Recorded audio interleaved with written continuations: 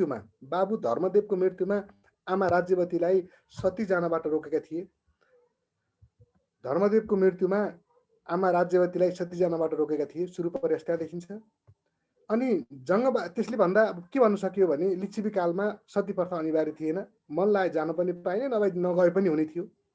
मल्ल कालमा आएर सती प्रथालाई अनिवार्य बनाइयो।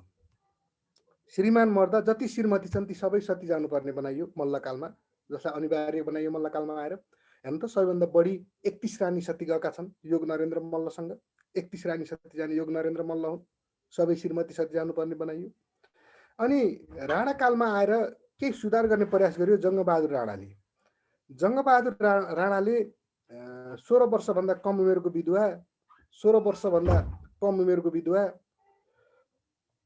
5 वर्षभन्दा कम उमेरका छोराछोरी भएका विधवा महिला, 5 वर्षभन्दा कम उमेरका छोराछोरी भएका विधवा महिला र गर्भवती विधवालाई चाहिँ सती जान नपाइने बनाए। गर्भवती, 16 वर्षभन्दा कम उमेरका विधवा, 5 वर्षभन्दा कम उमेरका छोराछोरी भएका महिलालाई चाहिँ सती जान नपर्ने बनाए जङ्गबहादुरले।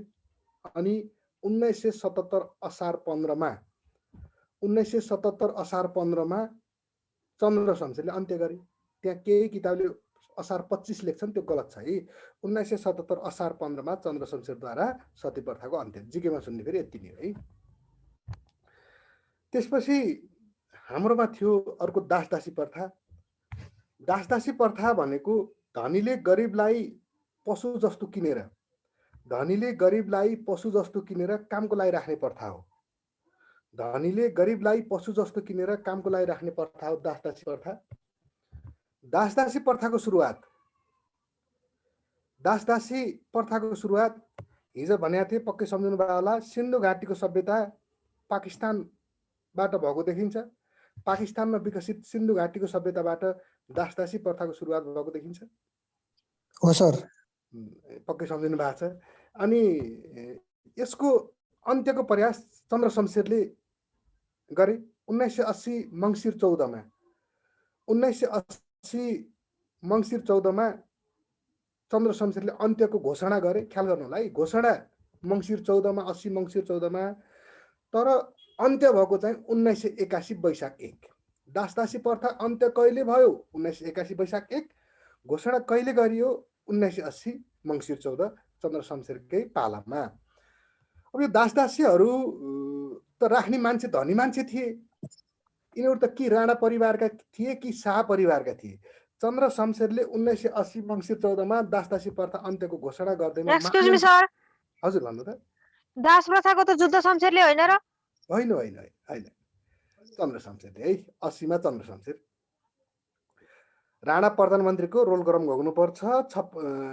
58 देखि 86 सम्म चन्द्र शमशेर छन् है। त्यसरी रोल क्रम सबै घोग्नुपर्छ। 1903 देखि 33 जङ्गबहादुर, 33 देखि 42 रणदीप, 42 देखि 57 वीर शमशेर, 57 58 देव शमशेर, 58 86 त्यसरी जानुपर्छ। हजुर भन्नु त। यो सती प्रथा जस्तो पहिलेदेखि थियो भन्छन् नि सर, त्यो त हो। तर यो सती प्रथा हिन्दू संस्कारमा मात्रै थियो कि मतलब नेपालका अरू धर्मका महिलाहरू पनि सती जानु पर्थ्यो? होइन, हिन्दू धर्मावलम्बीमा प्रचलनमा रहेको। हिन्दू धर्मावलम्बीमा प्रचलनमा यो चाहिँ। जस्तो बौद्ध धर्मावलम्बी जानु परेन त्यति बेला पनि। भनेपछि अरू जातिहरूले, अरू धर्म मान्नेहरूले चाहिँ जानु पर्दैन थियो सर? बौद्ध धर्म मान्नेहरू त्यस्तोहरूले चाहिँ त्यति बेला स्पष्ट खुल्दैन, त्यो कुरो खुल्दैन है। अब नेपालमा विशेष गरेर हिन्दू धर्मसँग सम्बन्धित भावनाले अलिकति जोड गरेको हो। तर ठ्याक्कै फेरि अरू जाति जान्थे कि जान्नथे भनेर चाहिँ यकिन भन्न सकिन। जस्तो योग नरेन्द्र मल्लका 31 वटा श्रीमती त सबै हिन्दू त थिएनन्, त्यहाँ त तामाङहरू पनि थिए। अब तिनीहरू पनि गएका छन्, त्यसले गर्दा हिन्दूमा मात्रै चाहिँ भन्न पाइएन है यसमा चाहिँ। Thank you sir. अनि यो दासदासीलाई क्षतिपूर्ति जस्तो दासदासी त धनी मान्छेले मात्रै राखेका थिए कि राणा परिवारले राखेका थिए कि शाह परिवारले? तिनीहरू चन्द्र शमशेरसँग सिधै सम्बन्ध थियो। हामी पैसा तिरेर दासदासीलाई राखेको, पहिला क्षतिपूर्ति बापतको पैसा देऊ अनि मात्रै दासदासी निकाल्छौ घरबाट भनेपछि चन्द्र शमशेरले के गरे भन्नुहुन्छ भने पशुपतिको गुठीबाट क्षतिपूर्ति बापतको रकम निकालेर ती दासदासीका मालिकलाई पैसा तिर्दिए। दासदासीका मालिकलाई जब पैसा तिर्दिए अनि दासदासी निकाल्न पाइयो। अनि बल्ल 1981 वैशाख 1 गतेबाट विधिवत रूपमा दासदासी प्रथा अन्त्य भएको थियो। यी दासदासीहरूको कहाँ लगेर व्यवस्थापन गरियो भनिदिन्छ कहिलेकाहीँ। उपत्यकाबाट निकालिसकेपछि यिनीहरूको व्यवस्थापन भिक्षाखोरीमा लगेर राखियो। भिक्षाखोरी मा राखिया हुनाले हेर्नु त अभिलेखमा आएका गञ्ज करिब 59,000 दासदासी थिए। अभिलेखमा आएका करिब 59,800 चान्चुन दासदासी अभिलेखमा आएका गञ्ज भनेको समूहलाई भिक्षाखोरीमा लगेर राखिया हुनाले भिक्षाखोरीको नाम नै परिवर्तन भयो। त्यसपछि अभिलेखगञ्ज भन्न सुरु गरियो। अभिलेखगञ्ज अहिले के भनिन्छ त? अहिले अम्लेखगञ्ज भनिन्छ। त्यो हुनाले भिक्षाखोरीको नयाँ नाम अम्लेखगञ्ज, अम्लेखगञ्जको पुरानो नाम भिक्षाखोरी, जुन बारा जिल्लामा पर्छ। बारा जिल्लामा त्यो अम्लेखगञ्ज भन्ने त्यही हो सर? हजुर, अम्लेखगञ्ज भनेको त्यही है। अभिलेखमा आएका गञ्ज समूहलाई त्यहाँ लगेर व्यवस्थापन गरे हुनाले त्यसको नाम नै परिवर्तन भएर भिक्षाखोरीबाट अम्लेखगञ्ज भयो है सर। हस् सर, हस्। अनि यसरी दासदासी प्रथा अन्त्य भएको देखिन्छ। अनि नेपालमा अर्को थियो के अरे कमैया प्रथा। कमैया प्रथा भनेको धनीले गरिबलाई दिएको ऋणको ब्याज बापत, धनीले गरिबलाई दिएको ऋणको ब्याज बापत उसकोमा काम गर्न बस्नुपर्ने प्रथा हो। कमैया भनेको काम गर्न बस्ने हो। यो काम गर्न बसे बापत साँबा चुक्ता हुने होइन, ब्याज मात्रै तिर्नु नपर्ने हो। साँबा चाहिँ यथावत रहने भयो, ब्याज चाहिँ तिर्नु परेन। काम गर्न बस्दा, कमैया बस्दा बाबु छोरा आमा वा छोरी बस्ने चलन थियो। बाबु छोरा आमा वा छोरी बस्ने चलन थियो कमैया बस्दाखेरि। यसरी यो कमैया प्रथा चाहिँ नेपालभरि प्रचलनमा थिएन। पश्चिम तराईको जिल्लामा प्रचलनमा थियो। बाँके, बर्दिया, कैलाली, कञ्चनपुर, नयाँ मुलुक 4वटा जिल्ला ख्याल गर्नु होला। बाँके, बर्दिया, कैलाली, कञ्चनपुर, दाङ र सुर्खेत। बाँके, बर्दिया, कैलाली, कञ्चनपुर, दाङ र सुर्खेतमा यो प्रथा प्रचलनमा थियो। 2057 साउन 2 गते 2057 साउन 2 गते तत्कालीन प्रधानमन्त्री भन्यो भने गिरिजाप्रसाद कोइराला, कसको सक्रियतामा भन्यो भने शेरबहादुर देउवा। ख्याल गर्नु होला है, क्वेसन यस्तै सोध्छ फेरि। यति बेला प्रधानमन्त्री भन्यो भने गिरिजाप्रसाद कोइराला थिए, सक्रिय चाहिँ शेरबहादुर देउवाको सक्रियतामा यो प्रथा चाहिँ अन्त्य गरिएको थियो है। एकछिन है, मैले कुन प्रथा रे सर? बुझेन अलि। एकछिन नहुनु है, मैले कमैया प्रथा, कमैया। एकछिन नभन्नु है। सर नमस्ते। सर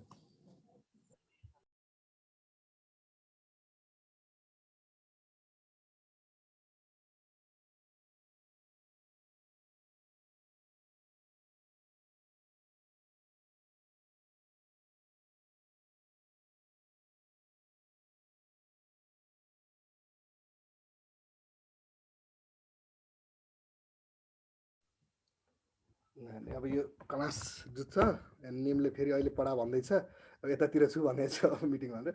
ठिक छ। के भन्न खोज्नु भएको थियो नि साथीहरू? क्वेसन सोध्दै हुनुहुन्थ्यो कि जस्तो लाग्यो। कमैया प्रथा कि कुन भन्नुभयो? मैले बुझिनँ भन्नुभएको थियो। ए कमैया प्रथा।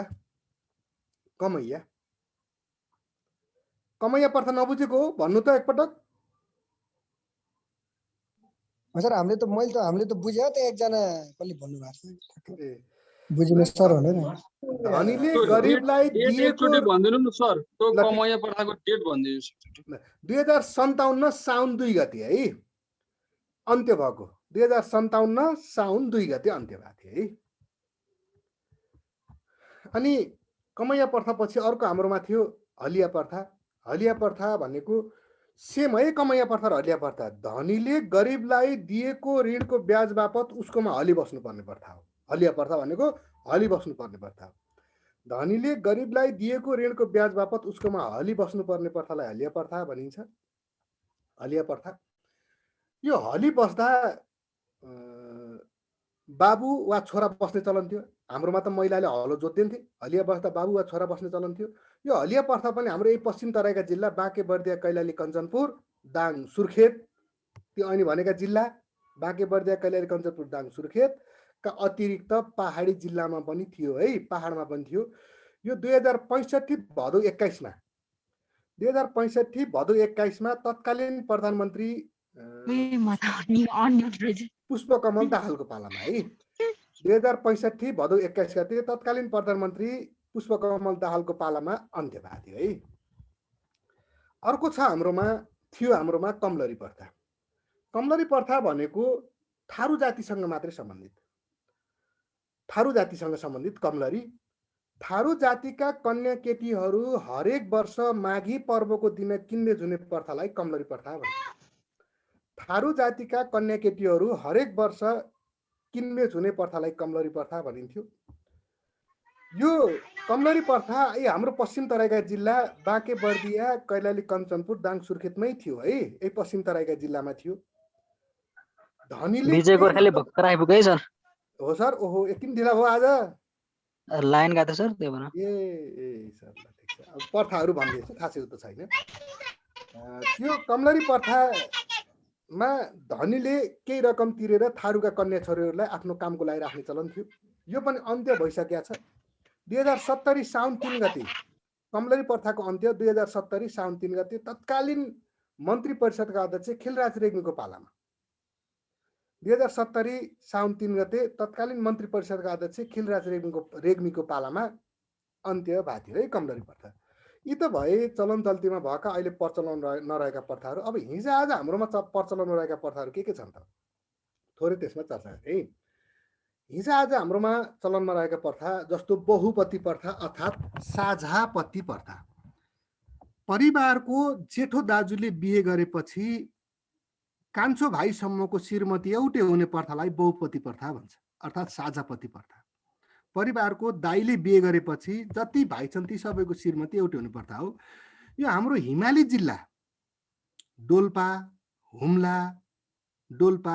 हुम्ला, मुगु, मुस्ताङमा बसोबास गर्ने, डोल्पा, हुम्ला, मुगु, मुस्ताङमा बसोबास गर्ने तामाङ, शेर्पा, निम्बा, डोल्पो, तामाङ, शेर्पा, निम्बा, डोल्पो, लोवा आदि जातिमा प्रचलित छ। यसमा सम्पत्तिको अधिकार महिलामा हुन्छ। कुन पुरुषलाई कति समय घरमा राख्ने महिलाले डिसिजन गर्छिन्। केटा मान्छे यहाँ कामदार मात्रै हो, केटा मान्छेको केही पनि अधिकार चल्दैन। अब माइलो साइलो भाइले विद्रोह गरेर भाउजूलाई श्रीमती भन्दिन भनेर अर्को बिहे गर्यो भने नि त्यसलाई सम्पत्ति नदिई गाउँबाट निकालिन्छ। अन्य भाइले बिहे गर्ने आँट गर्यो भने तिनीहरूलाई सम्पत्ति नदिई गाउँबाट निकालिन्छ। तसर्थ यो प्रथा अहिले पनि हाम्रोमा प्रचलनमा रहेको छ। अर्को छ हाम्रोमा छाउपडी प्रथा। सुदूरपश्चिम प्रदेशमा प्रचलित प्रथा हो छाउपडी प्रथा। छाउपडी भनेको महिनावारी हुने हो। मिन्स हुने महिनावारी भएको महिलालाई घरभन्दा छुट्टै पर, महिनावारी भएको महिलालाई घरभन्दा छुट्टै टाढा छाउगोठमा बस्नुपर्ने प्रथा नै के हो त छाउपडी प्रथा हो। छाउगोठमा बस्नुपर्ने प्रथा। यसरी ती महिनावारी भएको महिला छाउगोठमा बस्दा दुध दही घिउ खान नहुने, पुरुषलाई छुन नहुने, दुध दही घिउ खान नहुने, पुरुषलाई छुन नहुने, घरभित्र पस्नु नहुने, मन्दिरमा पस्नु नहुने अन्धविश्वास छ। छाउमा बस्दा छाउगोठ सानो भएर अक्सिजन नपुगेर मरेका घटना, बलात्कृत भएका घटना, सर्पले टोकेर मरेका घटना, आगो लाई भएर मरेका घटना धेरै सुन्नमा आउँछ। यसमा अन्त्य छैन। छाउपडी प्रथाको अन्त्य छैन। 2000 एउटा मिति टिप्नुहोस्। 2062 वैशाख 19 मा सर्वोच्च अदालतले आदेश दिएको थियो नेपाल सरकारको नाममा छाउपडी प्रथा अन्त्य गर भनेर। 2062 वैशाख 19 मा छाउपडी प्रथा अन्त्य गर भनेर सर्वोच्च अदालतले नेपाल सरकारको नाममा आदेश दिएको थियो। केही प्रयास पनि भए नभएका होइनन्। अनि छाउगोठहरू भत्काउन थालियो। त्यसले मात्र अन्त्य हुँदैन। जबसम्म चेतनाको स्तर बढ्दैन तबसम्म यी कुराहरू आफैमा अन्त्य हुँदैनन्। अनि अहिले 2076 पछि के गरिएको छ भने प्रदेश सरकार, स्थानीय सरकार र जिल्ला प्रशासनको सक्रियतामा छाउगोठहरू भत्काउने चलन छ। त्यसले झन् अर्को विडम्बना सिर्जना गर्यो। घरभित्र पस्न दिँदैनन्, छाउगोठ पनि भत्काइयो। पुसमाघको जाडोमा कति महिलाहरू कठ्याङ्ग्रिँदै बाहिर चिसो भुइँमा बस्न बाध्य भए। जबसम्म चेतनाको स्तर बढ्दैन तबसम्म यस्ता कुराहरू अन्त्य हुँदैनन्। यो प्रथा पनि सुदूरपश्चिम प्रदेशका र मध्यपश्चिम, सुदूरपश्चिम र मध्यपश्चिम भने अर्थात् कर्णाली र सुदूरपश्चिम प्रदेश, अहिलेको प्रदेशको हिसाब भन्नुहुन्छ भने कर्णाली र सुदूरपश्चिम प्रदेशमा प्रचलित छ। यसको मुख्य केन्द्रबिन्दु भनेको अछाम जिल्ला हो। मुख्य केन्द्रबिन्दु अछाम जिल्ला छाउपडी प्रथाको है। अर्को छ हाम्रोमा सैरेली प्रथा। सैरेली प्रथा भनेको पश्चिमतिर रोदी, गलबन्दी च्यातियो तिमीले तानेर भन्छ जस्तै हो। पश्चिमतिर रोदी, मध्यपश्चिमतिर सैरेली भन्छ। दाङ त भन्न पाइएन। सल्यान, सुर्खेत, दैलेख, जाजरकोट। सल्यान, सुर्खेत, दैलेख, जाजरकोटमा प्रचलित प्रथा हो सैरेली प्रथा। एक गाउँका केटाले अर्को गाउँका केटी बोलाउने, एउटा गाउँका केटाले अर्को गाउँका केटी बोलाउने, 4-5 दिनसम्म नाचगान गर्ने, रमाइलो गर्ने प्रथा हो यो सैरेली प्रथा। यसरी 4-5 दिनसम्म केटाहरूले केटीलाई बोलाएर नाचगान गर्ने, रमाइलो गर्ने हुँदा केटीको सुरक्षा भएन। रातिमा बस्दा केटीको सुरक्षा भएन भनेर अभिभावकले विरोध गर्न सुरु गरे हुनाले यो प्रथा लगभग अन्त्यतिर छ। कतातिर थियो भनेर ख्याल गर्नु। अर्को छ हाम्रोमा खुला प्रथा। खुला प्रथा भनेको डोल्पा जिल्लाको सर्मी गाउँमा, सर्मी है, डोल्पा जिल्लाको सर्मी गाउँमा प्रचलित प्रथा हो। डोल्पा जिल्लाको सर्मी गाउँमा सर्मी गाउँका कन्या केटीहरू हरेक वर्ष पुष 15 देखि चैत्र 15 सम्म, सर्मी गाउँका कन्या केटीहरू हरेक वर्ष पुष 15 देखि चैत्र 15 सम्म जङ्गलवासको लागि जाने चलन छ। यसरी जङ्गलवासमा जाँदा आफ्नो मन मिल्ने केटा साथी बोलाउने, नाचगान गर्ने, रमाइलो गर्ने। अलिकति अमेरिका भन्दा अलि अगाडि नै छ। यसरी हेर्दाखेरि आफ्नो मन मिल्ने केटा साथी बोलाउने, नाचगान गर्ने, रमाइलो गर्ने भावनाले खुला प्रथा डोल्पा जिल्लाको सर्मी गाउँमा पुष 15 देखि चैत 15 सम्म। यति है। अर्को छ हाम्रोमा घोडाभेडा प्रथा। मुगु जिल्ला। घोडाभेडा कहाँ छ भने त्यसलाई ख्याल गर्नु पर्यो है। मुगु जिल्लामा दुईजना झगडियाको झगडा मिलाउनलाई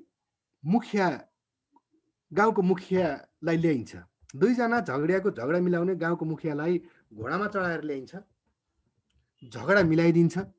घोडामा चढाएर लिएर आइन्छ, झगडा मिलाइदिन्छ। झगडा मिलाइदिए बापत भेडा काटेर खुवाइन्छ। त्यो हुनाले यसलाई घोडाभेडा प्रथा भनिएको। मुगु जिल्लामा प्रचलित छ। सर हजुर, त्यो अघि योभन्दा अगाडि भन्नुभएको प्रथा छ नि, हजुर भन्नुहुन्छ त। यो चाहिँ अहिले पनि कायम नै छ त? बहुपति प्रथा। त्यो के अरे त्यो जङ्गलवासमा जाने क्या खुला प्रथा। हजुर हजुर। केला जान मन लाग्यो क्या डोल्पातिर?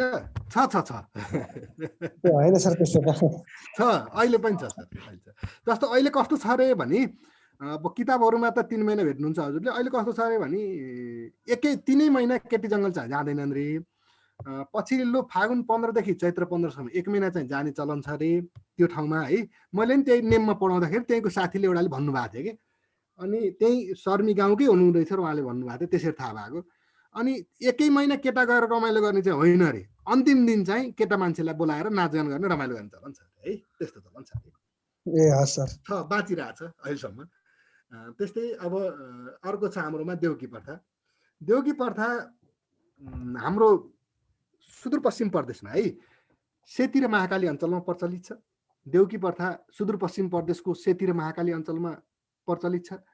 देउकी प्रथा भनेको कन्या केटी मन्दिरमा चढाउने।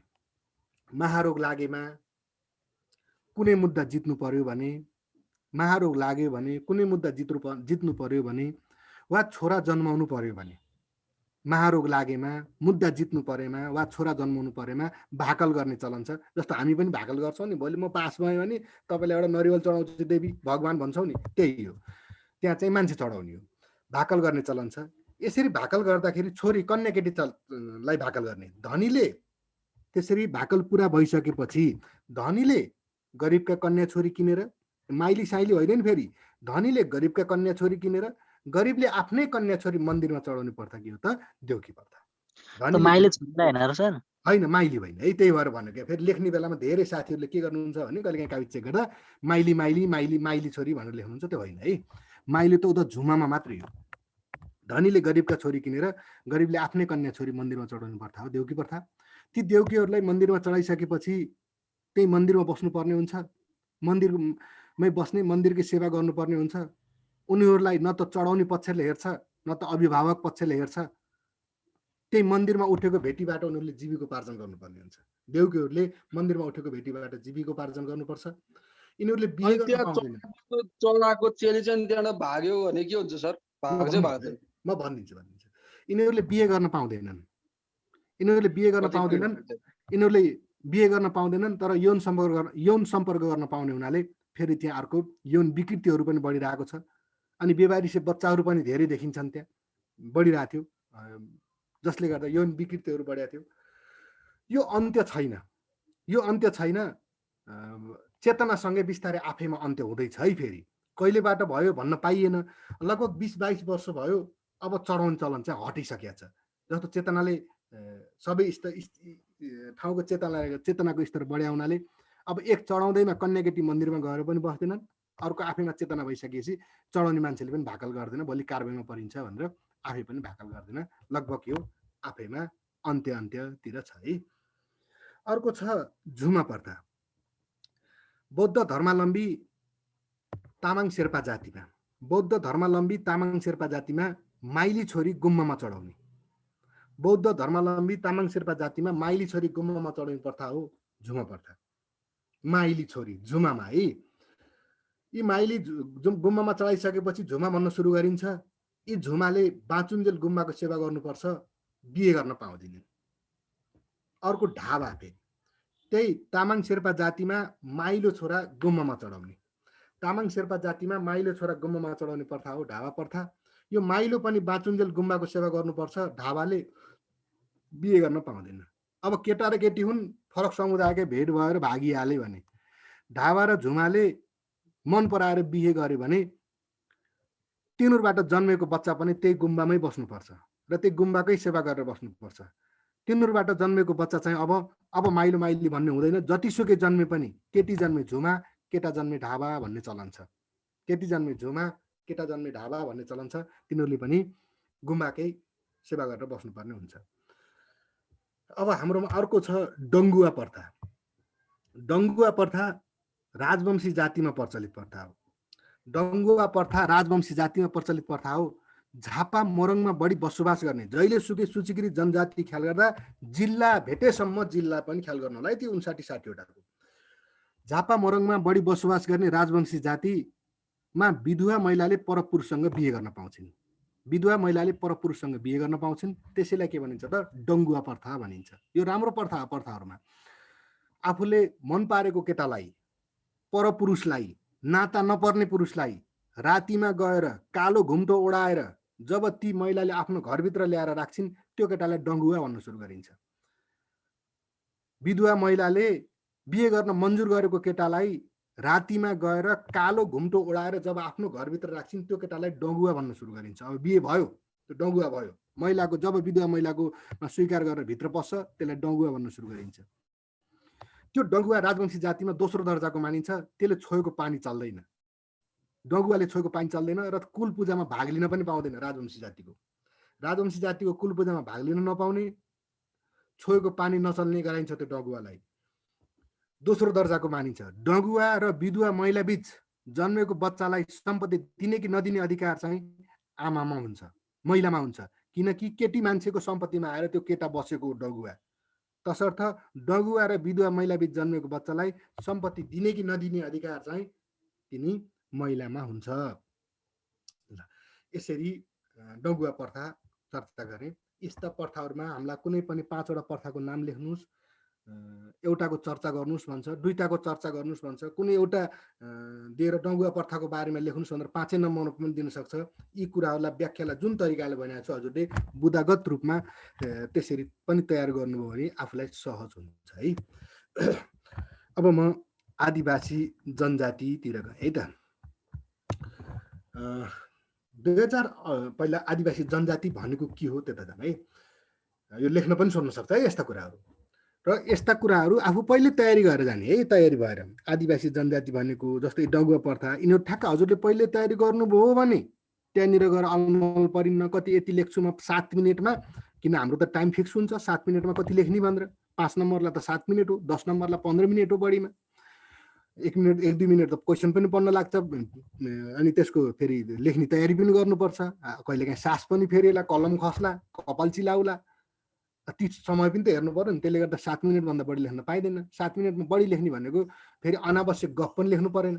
ठ्याक्क जिस्ट कुरा बुदागतमा 5 नम्बरको छ भने बढी आन्सर आएन भने कपाल चिलाउने छ, नत्र त किन चिलाउँथ्यो?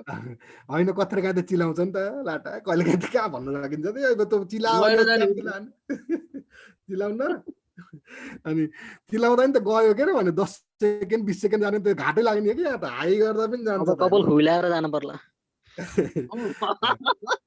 अरू कहाँ कपालले मात्र अरू ज्यान चिलाउला नि त फेरि। ठिक छ, त्यसरी हजुरले पहिले आफू यति लेख्छु भनेर तयारी गरेर जानु होला। होइन त्यहाँ गएर मेरो फ्रेम के अरे म एन्सर बनाउँछु मलाई के डङ्गा पर्छ त हो म लेखिदिइहाल्छु नि भन्नुभयो भने तपाईँको अनि बहकिन हुन्छ कि 1 पेज 2 पेजमा जानुहुन्छ। कहिलेकाहीँ केही कुरा नआएर फेरि अलमल परिन्छ उतातिर अरूले फास्ट लेखिदिरहेको हुन्छ अनि त्यसले पाना पल्टाउन थालेर आफूलाई टेन्सन हुन्छ। जाँचमा अरूमा पनि भर पर्छ, आफू मात्रै होइन, विविध कारण हुन्छ। त्यसलाई 2-3 घन्टाले 2.5 घन्टाले हाम्रो भाग्य निर्धारण गर्ने हो, तसर्थ आफू चाहिँ तयारी भएर यस्तो कुरामा ख्याल है। आदिवासी जनजाति भन्नाले आफ्नो छुट्टै मातृभाषा भएका, आफ्नो छुट्टै मातृभाषा भएका, रीतिरिवाज भएका, मातृभाषा, रीतिरिवाज, सामाजिक संरचना, लिखित वा अलिखित इतिहास भएका जाति वा समुदाय नै आदिवासी जनजाति हुन्। आफ्नो छुट्टै रीतिरिवाज, धर्म संस्कृति, सामाजिक संरचना, निश्चित भूगोल, परम्परा, लिखित वा अलिखित इतिहास भएका जाति वा समुदाय वा वर्ग नै के हुन् त आदिवासी जनजाति हुन्। आदिवासी शब्द जमिनको स्वामित्वसँग सम्बन्धित छ। हामी आदिम कालदेखि बस्दै आएको भन्छन् नि, आदिवासी शब्द जमिनको स्वामित्वसँग सम्बन्धित छ। मेरो हो भन्ने आदिवासी शब्द जमिनको स्वामित्वसँग सम्बन्धित छ भने जनजाति शब्द भाषा संस्कृति, रीतिरिवाज, परम्परासँग सम्बन्धित छ जनजाति शब्द। आदिवासी जनजातिको उत्थानको लागि विक्रम सम्वत 2054 सालमा राष्ट्रिय जनजाति विकास समिति गठन भएको थियो। राष्ट्रिय जनजाति विकास समिति 2054 गठन भएको थियो। अनि यही अन्तर्गत आदिवासी जनजाति उत्थान राष्ट्रिय प्रतिष्ठान ऐन कति हो भनिन्छ कहिलेकाहीँ यस्तोमा 2058। आदिवासी जनजाति उत्थान राष्ट्रिय प्रतिष्ठान ऐन 2058ले आदिवासी जनजातिलाई, सूचीकृत आदिवासी जनजातिलाई 5 वर्गमा वर्गीकरण गरेको छ। त्यति बेला 59 वटा थिए सूचीकृत आदिवासी जनजाति।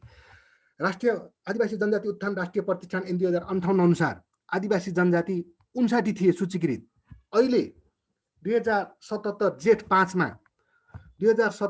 5 मा थारूबाट राणा थारूलाई छुट्टाएर सूचीकृत आदिवासी जनजातिको संख्या 60 पुर्याइएको छ। हामीलाई ख्याल नै छ सूचीकृत आदिवासी जनजातिको संख्या अब 60, अन्तिम भनेको राणा थारू 2077 जेठ 5 मा राजपत्रमा प्रकाशित भएको छ। अब हजुरहरूले यो सूचीकृत आदिवासी जनजातिहरू 5 भागमा वर्गीकरण गरेको छ भनिहाले। लोपन्मुख, अति सीमान्तकृत, सीमान्तकृत, लोपन्मुख, अति सीमान्तकृत, सीमान्तकृत, सुविधाबाट वञ्चित र विकसित गरेर 5 भागमा वर्गीकरण गरेको छ। यसमा हामीलाई क्वेसन कसरी सोध्छ भने कहिलेकाहीँ जस्तो 4 वटा जनजाति दिने अनि जोडा मिला भनिदिने, लोपन्मुखको एउटा, अति सीमान्तकृतको एउटा, सीमान्तकृतको एउटा, सुविधाबाट वञ्चितको एउटा दिने अनि जोडा मिला भन्ने। जस्तो लोपन्मुखमा 12 वटा छन्, 10 वटा, लोपन्मुखमा 10 वटा, अति सीमान्तकृतमा 12 वटा छन्, अति सीमान्तकृतमा 12 वटा छन्, सीमान्तकृतमा पहिला 20 थिए अब 21 गराउनुहोस्, सीमान्तकृतमा 21 राणा थारू थपियो, सीमान्तकृतमा 21 अनि सुविधाबाट वञ्चितमा 15, सुविधाबाट वञ्चितमा 15, विकसित अर्थात् उन्नतमा 2टा नेवार र थकाली। अब यसरी सामान्य यसरी जोडा मिलाउन चाहिँ अब दिँदैन। अब हामी हजुर लास्टको विकसित अर्थात् उन्नतमा नेवार र थकाली 2टा है, यसरी 60 वटा। अब हामीलाई यसरी 27, 10, 12, 20, 10, 12, 21, 15, 2 को बीचमा जोडा मिला भनेर दिँदैन। हजुरहरू ढुक्क हुनुहोला। मैले थोरै अलि हजुरहरूको सहजताका लागि त्यहाँ सूत्र बनाइदिएको छु। अब फेरि सूत्र जस्ताको तस्तै टिपाउँदाखेरि भन्नाले ती सबै जात जाति टिपाउँदा अलिक टाइम जान्छ, म टिपाउन्न, त्यहाँ टिप्नु हजुरले घोक्नु होला, अलिक सजिलो हुन्छ। के कुरालाई सूत्रको आधारले नि घोक्नुपर्छ। त्यो भयो भने हामीलाई कहाँनिर फाइदा हुन्छ भने जोडा मिलाउनलाई फाइदा हुन्छ। कम्तीमा दुईटा जान्नुभयो भने दुईटा यत्तिकै जोडा मिलाउन सकिन्छ। जोडा मिलाउन त असाध्यै सजिलो क्वेसन हो। दुईटा जानियो भने दुईटा आफैमा मिल्दा हुन्छ कि। यसो हेर्नु होला, त्यो दोस्रो लेभलको क्वेसनहरू हेर्नु होला हजुरहरूले हेर्दाखेरि। जस्तो मैले देखेको जस्तो हजुरहरू शनिबार त फुर्सद हुनुहुन्छ, अब ल अहिले त पढ्दै हुनुहुन्छ यहाँ, हुन त बिहानमा शनिबार भोलि पनि 7:30 बजेबाट हजुरहरूको सबै साथीहरू जम्मा भन्नु होला भनिदिन्छु है, फेरि अहिले भोलि पनि मलाई फेरि बर्बाद हुन्छ। भोलि पनि हजुरहरूको 7:30 बजेबाट क्लास छ, नभुल्नु होला। फेरि 7:30 बजेबाट क्लास छ। अनि शङ्कर सरले भनिदिनु भनेर भोलि 7:30 शनिबार भयो हुनाले। अनि जस्तो हजुरहरूको क्लास 2-2.5 घन्टा सकिसकेपछि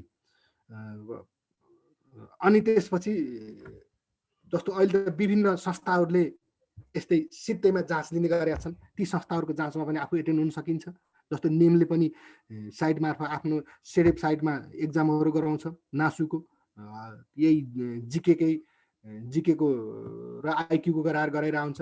त्यहाँनिरका ती क्वेसनहरू हजुरले पनि साथीभाइ आफ्नै माध्यमबाट अहिले जसरी हजुरले अध्ययन गरिरहनु भएको छ त्यसरी नै हेरेर केलाई त सित्तैको उपयोग गर्न सकिन्छ। अनि ती क्वेसनहरू आफू कति टाइम म्यानेज गरे भनेर ख्याल गर्न सकियो। अनि त्यहाँ फिडब्याकहरू क्लास पनि भइरहेको हुन्छन्, त्यस्तोबाट पनि फाइदा लिन सकिन्छ है। जस्तो अहिले नेमले सित्तैमा गरेर आउँछ शनिबार कति नासुको त्यही 11 बजे छ कि 10 बजे छ, हजुरले हेरेर त्यसमा पनि आफू सहभागी हुन सक्नुहुन्छ र त्यसरी तयारी गर्नु होला। क्वेसन कुन लेभलका सोध्छ, कसरी सोध्छ, अहिले हुन त जाँच दिइसक्नु भएको छ, दिइसके पनि जति पढ्यो त्यति जाने त, त्यति थपिँदै जाने त अनि पढाइ कहिले इन्डिङ हुँदैन क्यारे, जति यति जाने भन्ने हुँदैन, ख्याल गर्नु। अब यहाँनिर मैले लोपन्मुख टिपाएँ। लोपन्मुख मेरा कुराले हाँसु कि बकु, लोपन्मुखको सूत्र है। मेरा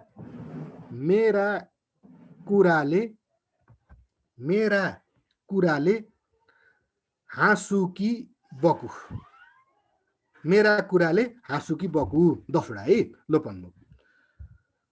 अनि अति सीमान्तकृत थुचे थामी पुरै है। थुचे थामी बोस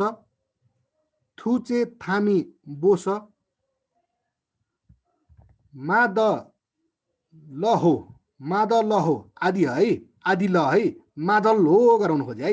लोहमी भनेको माद आदि ल हो, मादल हो। सीधा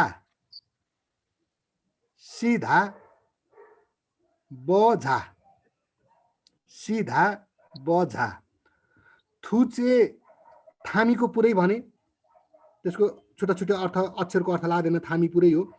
थुचे थामी बोस माद ल हो सीधा बजा। यसरी हजुरले यो दुईटा जान्नुभयो भने नि अब यो सुविधाबाट क्यारे अति सीमान्तकृत 21 वटा घोक्नै पर्दैन के। एकपटक यो फाइदाबाट वञ्चित ख्याल गर्नु होला। सुविधाबाट वञ्चित जस्तो 12 गाउँले, मारफाली, 3 गाउँले, टाङ्बे, छैरोतन, अब हामीले अरू थर सुनिरहेका हुन्छन्, राई, लिम्बू, शेर्पा, मगर, प्राय 82 जिरेल सुनेका थरहरूलाई फाइदाबाट वञ्चित भनेर सम्झिने प्रयास गर्नु होला।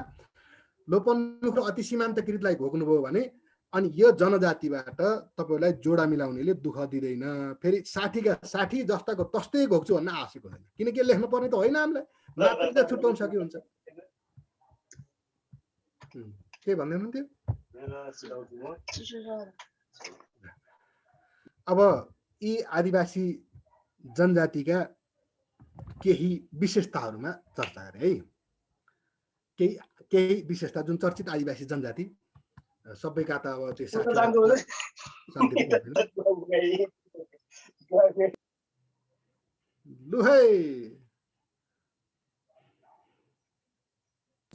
हजुर सर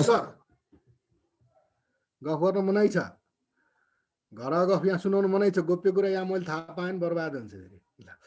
जस्तो अब म केहीको चर्चा गर्छु यी जातिहरूको बारेमा। लेप्चा इलाममा बढी बसोबास गर्ने जाति हो। लेप्चा इलाममा बढी बसोबास गर्ने हो। यो लोपन्मुख समुदाय अन्तर्गत पर्दछ। लोपन्मुख समुदाय अन्तर्गत वर्गीकरण गरिएको छ। यसले कञ्चनजङ्घा हिमालको पूजा गर्छ। कञ्चनजङ्घा हिमालको पूजा गर्ने, आफूलाई रोङ भन्न रुचाउने, नाकि थोप्लिङ्ग है, रोङ भन्न रुचाउने, कञ्चनजङ्घा हिमालको पूजा गर्ने, आफूलाई रोङ भन्न रुचाउने, आफूलाई रोङ भन्ने रुचाउने,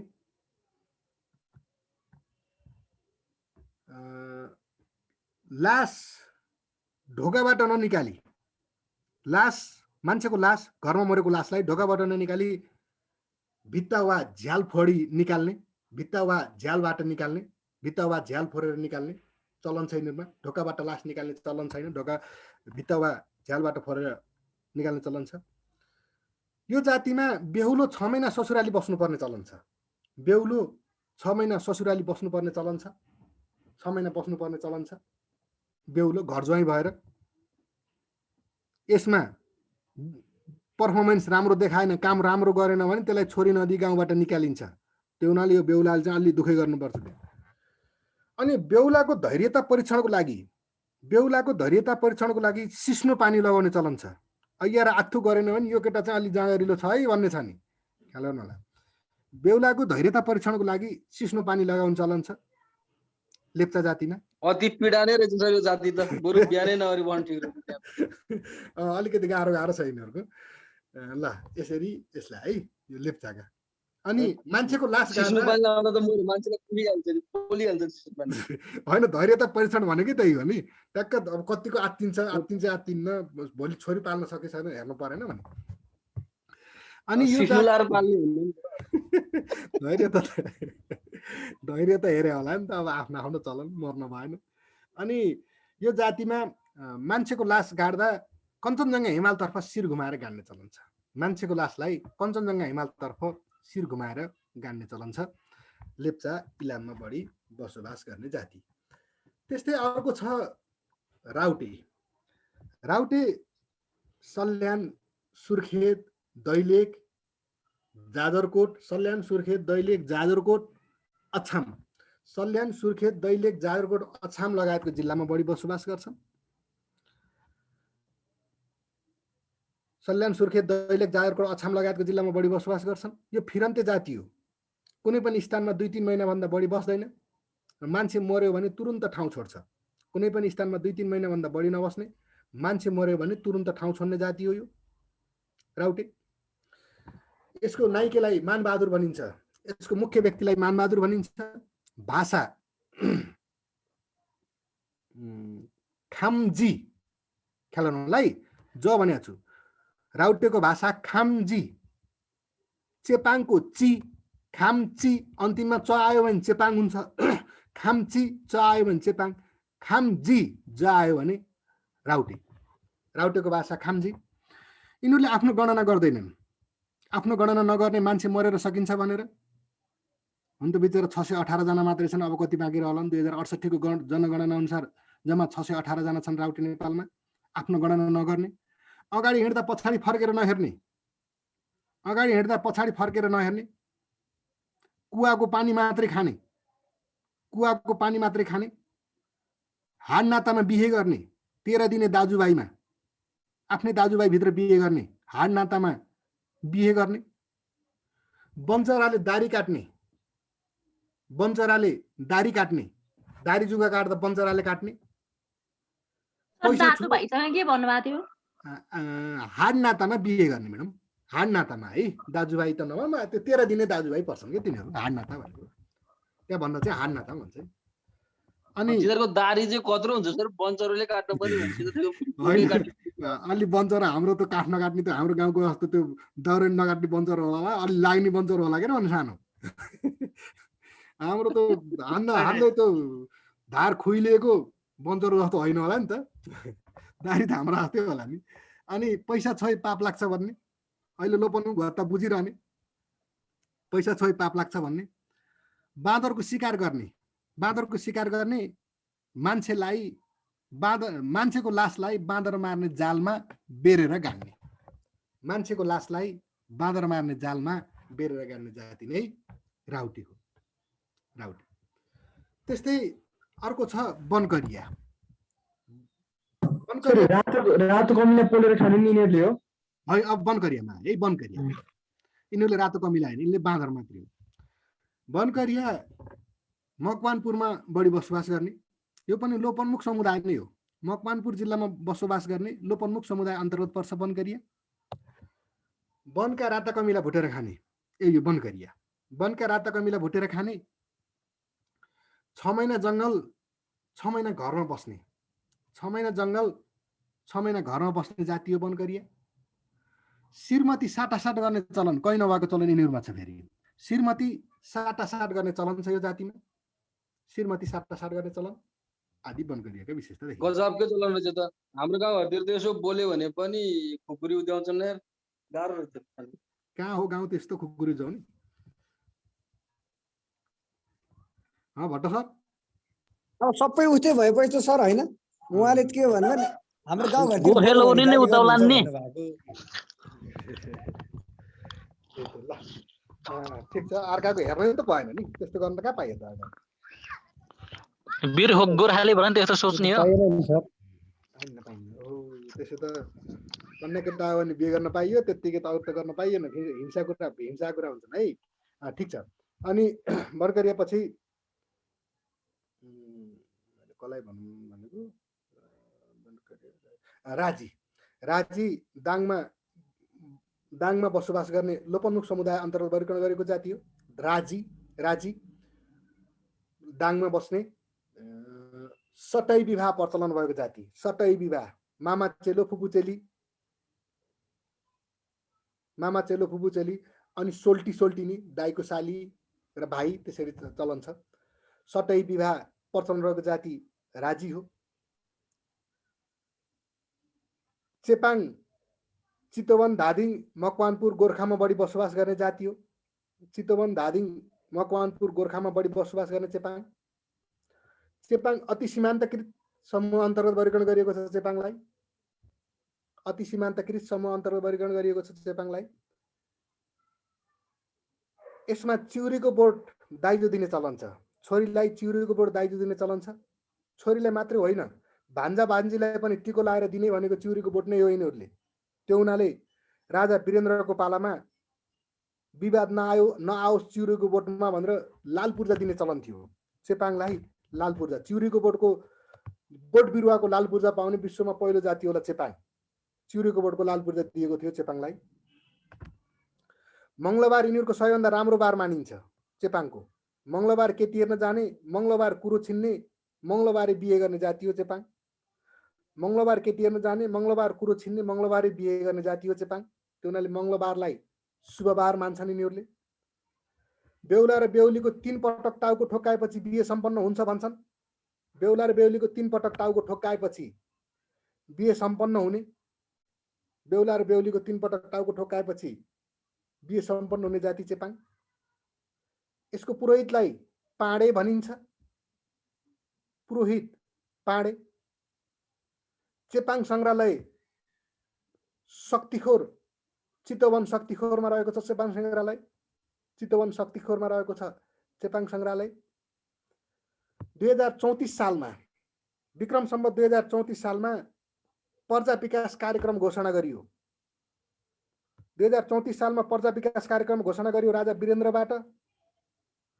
आदिवासी जनजातिको उत्थानको लागि पहिलो सञ्चालित कार्यक्रम हो नेपालमा पर्जा विकास कार्यक्रम आदिवासी जनजातिको लागि पहिलो सञ्चालित कार्यक्रम पर्जा विकास कार्यक्रम हो 2034 सालमा घोषणा अनि लागू चाहिँ पर्जा विकास कार्यक्रम लागू विक्रम सम्वत 2035 मा चितवनबाट लागू भएको थियो यो क्वेशनमा एकदम झुक्काउने क्वेशन हो यो घोषणा र लागू भनेर त्यहाँ हतारमा नगरेर एकपटक पढेर हान्ने क्वेशन हो यो 2035 मा चितवनबाट पर्जा विकास कार्यक्रम चाहिँ लागू भएको थियो यिनीहरूले बच्चा जन्मिसकेपछि जन्मदा बित्तिकै आमाको दुध खुवाउँदैनन् यिनीहरूले जन्मिएको नवजात शिशुलाई धाई आमा वा ठुली आमाको दुध खुवाउने चलन छ आमाको भन्दा पहिला धाई आमा वा धाई आमा भनेको त सेवा गर्न बसेकी महिला धाई आमा वा ठुली आमाको दुध खुवाउने चलन छ नवजात शिशुलाई चेपाङको मुख्य चाड हो चोनाम चेपाङको मुख्य चाड चोनाम जुन भदौ महिनामा पर्छ चुनाम अन्नबाली पाकिसकेपछि पहिला भगवानलाई चढाएर मात्रै खानुपर्छ भन्ने मान्यता छ चुनाम। त्यसले नुवागी भन्छ होइन चेपाङको? हजुर चेपाङको नुवागी भन्छ होइन त्यसलाई? त्यसैलाई पनि नुहागी पनि भन्छ है, चुनामलाई नुहागी पनि भन्छ, त्यही भदौमा। हो नुवागी नै भन्छ हाम्रोतिर त्यही भन्छ। हजुर हो नुहागी चुनाम हामीले भन्दा यता फेरि पढाउँदा चुनाम भन्छौँ कि त्यही भएर है। अनि हामीलाई जातमा सोद्धाखेरि प्राय चुनाम कसको हो भन्छ, च भनेर सम्झिनुपर्छ। यसका दुईवटा जात हुन त मभन्दा गोर्खाको साथीहरू यसमा अझै विज्ञ हुनुहुन्छ, कसलाई त्यही चेपाङ बढी बस्नुहुन्छ, चेपाङ बस्ती छ त्यता। यसका दुईवटा जात पकुन्थली र कछारे, दुई थर छन्, पकुन्थली र कछारे। यिनीहरूको धेरै एकै ठाउँ चेपाङहरू बसोबास भएको बस्तीलाई जिडग भनिन्छ। एकै ठाउँ बसेको अलि धेरै जुप्प बस्ती भएको उसलाई ठाउँलाई चाहिँ, चेपाङहरू धेरै बसोबास गर्ने ठाउँलाई चाहिँ जिडग भन्ने चलन छ। जिडग। भाषा खाम्ची, च आयो भने चेपाङ, खाम्ची। ज आयो भने उता राउटेतिर जानु पर्यो, च आयो भने चेपाङ। हजुर खाम्ची। ल यसरी चेपाङलाई चर्चा गरे। अनि सतार, झापा मोरङमा बढी बसोबास गर्ने जाति हो सतार। झापा मोरङमा बढी बसोबास गर्ने जाति सतार। यो पनि अति सीमान्तकृत समूह अन्तर्गत वर्गीकरण गरिएको छ सतारलाई। ससुराको मृत्युमा बुहारी विधवा हुन चलन छ। ससुराको मृत्युमा बुहारी विधवा हुनुपर्ने जाति हो सतार। ससुराको मृत्युमा बुहारी विधवा हुनुपर्ने चलन छ यिनीहरूमा। ससुराको मृत्युमा बुहारी विधवा हुनुपर्ने। अनि यसको मुख्य व्यक्तिलाई माझी हडाम भनिन्छ। माझी हडाम, सतारको मुख्य व्यक्तिलाई माझी हडाम भनिन्छ। माझी हडाम। सतारमा लासलाई तेल बेसार लगाएर, मान्छेको लासलाई तेल बेसार लगाएर कुखुराको चल्लासँग गाड्ने चलन छ। लासलाई तेल बेसार लगाएर कुखुराको चल्लासँग गाड्ने चलन छ सतार। कुखुरो चाहिँ जिउँदो, लास चाहिँ जिउँदो कहाँ होला, कुखुरो चाहिँ जिउँदो है। जिउँदो कुखुरो मारेर कुखुरो जिउँदो त हुनु, त मारिन्छ। लास गत साल राष्ट्रपतिमा सोधेको थियो यही क्वेसन, लाससँगै कुखुराको चल्ला गाड्ने जाति कुन हो भनेर सोधेको थियो यही सतार। लासलाई तेल बेसार लगाएर कुखुराको चल्लासँग गाड्ने चलन छ सतारमा। त्यस्तै अर्को जाति छ थामी। थामी दोलखा रामेछापमा बढी बसोबास गर्ने थामी जाति। दोलखा रामेछापमा बढी बसोबास गर्ने थामी जातिमा पनि अति सीमान्तकृत समूह अन्तर्गत पर्छ। तिब्बती भाषा अनुसार सीमामा बस्ने बाहुनाले थामी भनिएको अरे। तिब्बती भाषामा सीमामा बस्ने बाहुनाले, नेपाल र तिब्बतको सीमा दोलखातिर बस्ने बाहुनाले उसलाई थामी भनिएको भनिन्छ। नेपालीमा चाहिँ पुर्खाको सम्पत्ति थामेर बस्ने बाहुनाले थामी भनिन्छ। पुर्खाको थलो नछान्ने जाति भन्छ। जहाँ पुर्खा बसे त्यही ठाउँमा बसिरहने बाहुनाले थामी भनिएको भनिन्छ। पुर्खाको थलो नछान्ने जाति भनिन्छ यसलाई। मङ्सिरमा मात्रै बिहे गर्ने जाति हो यो। मङ्सिरमा मात्रै बिहे गर्ने जाति। मृतकको नाममा अनिवार्य चौतारा बनाउनु पर्ने जाति हो। मृतकको नाममा अनिवार्य चौतारा बनाउनु पर्ने। मृतकको नाममा अनिवार्य चौतारा बनाउनु पर्ने। 6 पटक टाउको ठोक्काएपछि बिहे सम्पन्न हुने। चेपाङमा 3 पटक, यसमा 6 पटक। 6 पटक टाउको ठोक्काएपछि बेहुला र बेहुली बीचको बिहे सम्पन्न हुने जाति हो थामी। 6 पटक ठोकाउँदा त टाउकोमा टुटिलै उठ्छ होला सर। होइन, टुटिलको उठुन्छ भने त कहाँ ठोक्कल अन्ध्र हौ। त्यो अब बिहे गर्ने बेला त रमाइलो होला नि, बिस्तारै ठोक्काउँछ लभली टच होला नि बिस्तारै। बाचा पुरा गर्ने होला सर। त्यही त्यसो त्यो हुन्छ नि, नियम पुरा गर्ने मात्रै हो कि। लभली टच होला नि। त्यही त नि, थाहा छँदैछ नि, नभए भोलिपर्सि थाहा पाइहाल्नुहुन्छ नि, नभए गयो भइहाल्यो नि थामी गाउँतिर बिहे हेर्न, बाँकी हुनुहुन्छ होला। त्यस्तै अब त्यसपछि म गएँ कुमालमा। कुमाल नेपालको यही जिल्ला भन्ने छैन, त्यही गोर्खामा गोर्खा, धादिङ, पर्वत, गुल्मी, अर्घाखाँची, गोर्खा, धादिङ, पर्वत, गुल्मी, अर्घाखाँची यी पहाडी जिल्लाहरूको बेसीमा बस्छन् है, टारमा बस्छन्। जस्तो हजुरको पालुङ टारतिर हुन सक्छन्। पहाडी बेसीको टारमा बढी बसोबास गर्ने जाति हो कुमाल। यिनीहरूको मुख्य पेसा माछा मार्ने र माटोको भाँडा बनाउने, माटाका भाँडाकुँडा बनाउने यिनीहरूले मुख्य पेसा। यिनीहरू सीमान्तकृत समूह माछाका भाँडा अन्तर्गत बनाउने माछा मार्ने। हजुर सीमान्तकृत समूह अन्तर्गत पर्दछन् यिनीहरू कुमालहरू। यिनीहरूमा को विशेषतामा बिहेमा सन्धि लडाइँ गर्ने चलन छ। बिहेमा सन्धि लडाइँ गर्ने चलन छ। सन्धि लडाइँ गर्ने चलन छ बिहेमा। अनि एउटा के सम्झिरहेको थिएँ, सुत्केरी र नवजात शिशुलाई माछा मार्ने जालले बेरेर राख्ने चलन छ। सुत्केरी र नवजात शिशुलाई माछा मार्ने जालले बेरेर राख्ने, माछा मार्ने थोरै जालको धागो होला है, सबै बेरेर त राख्दैन, माछा मार्ने जालले बेरेर राख्ने चलन छ कुमालमा। त्यस्तै धिमाल झापा मोरङमा बढी बसोबास गर्ने जाति धिमाल। झापा मोरङमा बढी बसोबास गर्ने।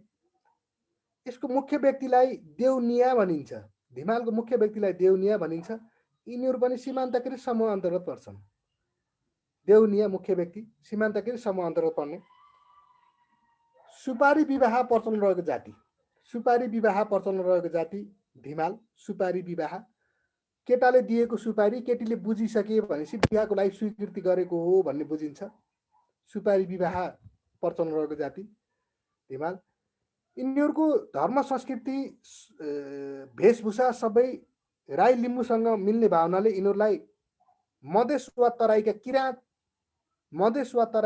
वा लिम्बू पनि भनिन्छ। धिमाललाई मधेस वा तराईका किराँत वा लिम्बू पनि भन्ने चलन छ धिमाललाई। दुरा लमजुङ जिल्लामा बढी बसोबास गर्ने। यो पनि सीमान्तकृत समूह अन्तर्गत पर्छ। दुरा लमजुङ जिल्लामा को दुरा डाँडामै बस्ने बढी सीमान्तकृत समूह अन्तर्गत पर्छ।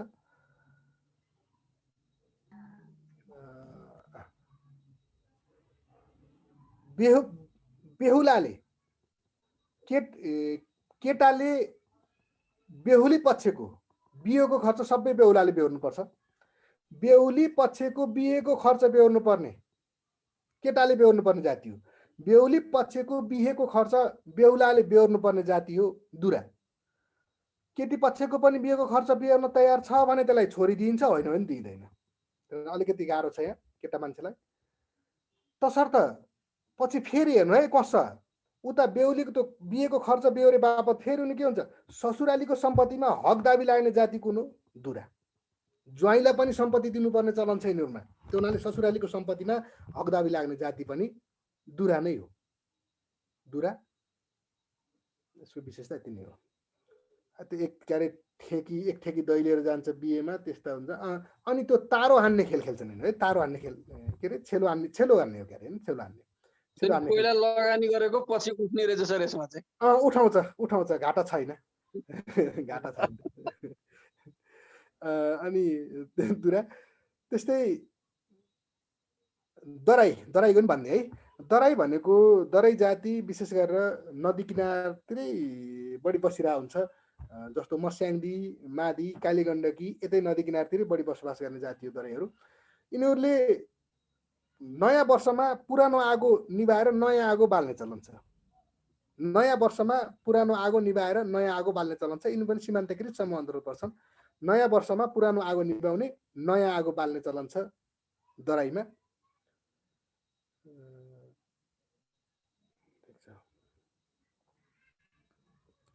त्यस्तै मगर सुविधाबाट वञ्चित समूह अन्तर्गत वर्गीकरण गरिएको छ। मगरलाई छोप्ने विवाह प्रचलनमा छ। नेपालभरि बसोबास गर्ने एक ठाउँ भन्ने छैन। पहाडी जिल्लामा बढी। नेपालको सबैभन्दा बढी जनसङ्ख्या भएको जनजाति हो। करिब 7.12%। 2068 को जनगणना अनुसार 7.12% मगरको जनसङ्ख्या छ। त्यो हुनाले सबैभन्दा बढी सङ्ख्यामा छ मगर जाति। अहिले 5वटा बढी र कम कहिलेमा चर्चा गर्दै होला। 5-5वटा ख्याल गर्नुपर्छ हामीले। छोप्ने विवाह प्रचलनमा छ। पूर्वतिर छोप्ने भन्यो भने समाउने हो। पूर्वतिर छोप्ने भनेको ढाक्ने हो। पश्चिमतिर छोप्ने भनेको समाउने हो। यो भनेको पश्चिमतिर।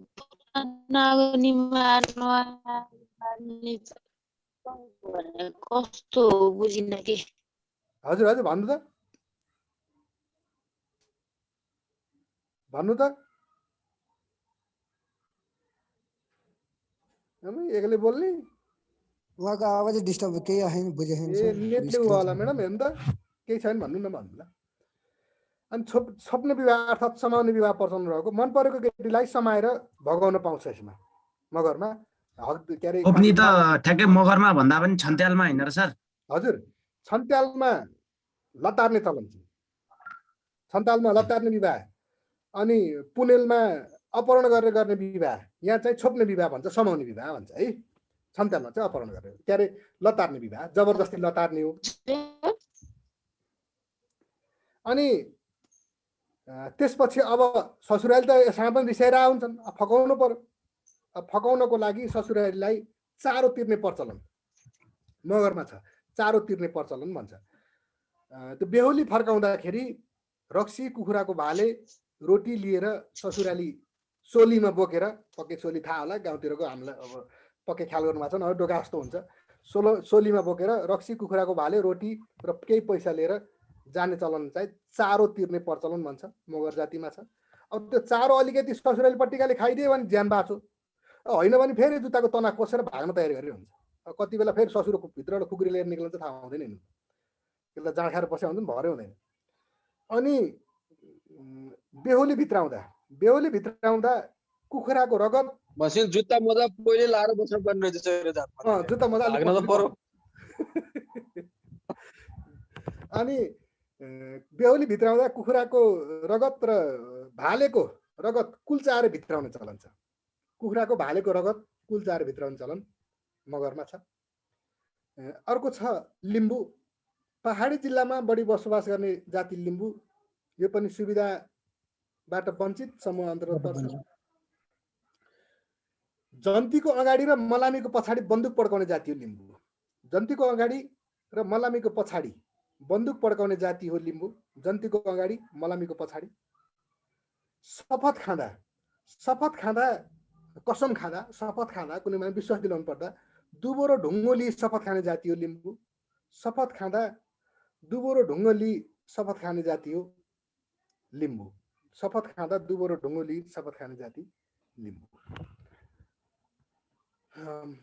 राईमा बिहेमा कालो छाता अनिवार्य गरिन्छ बिहे गर्न जाँदा कालो छाता अनिवार्य ओढ्नुपर्ने जाति हो राई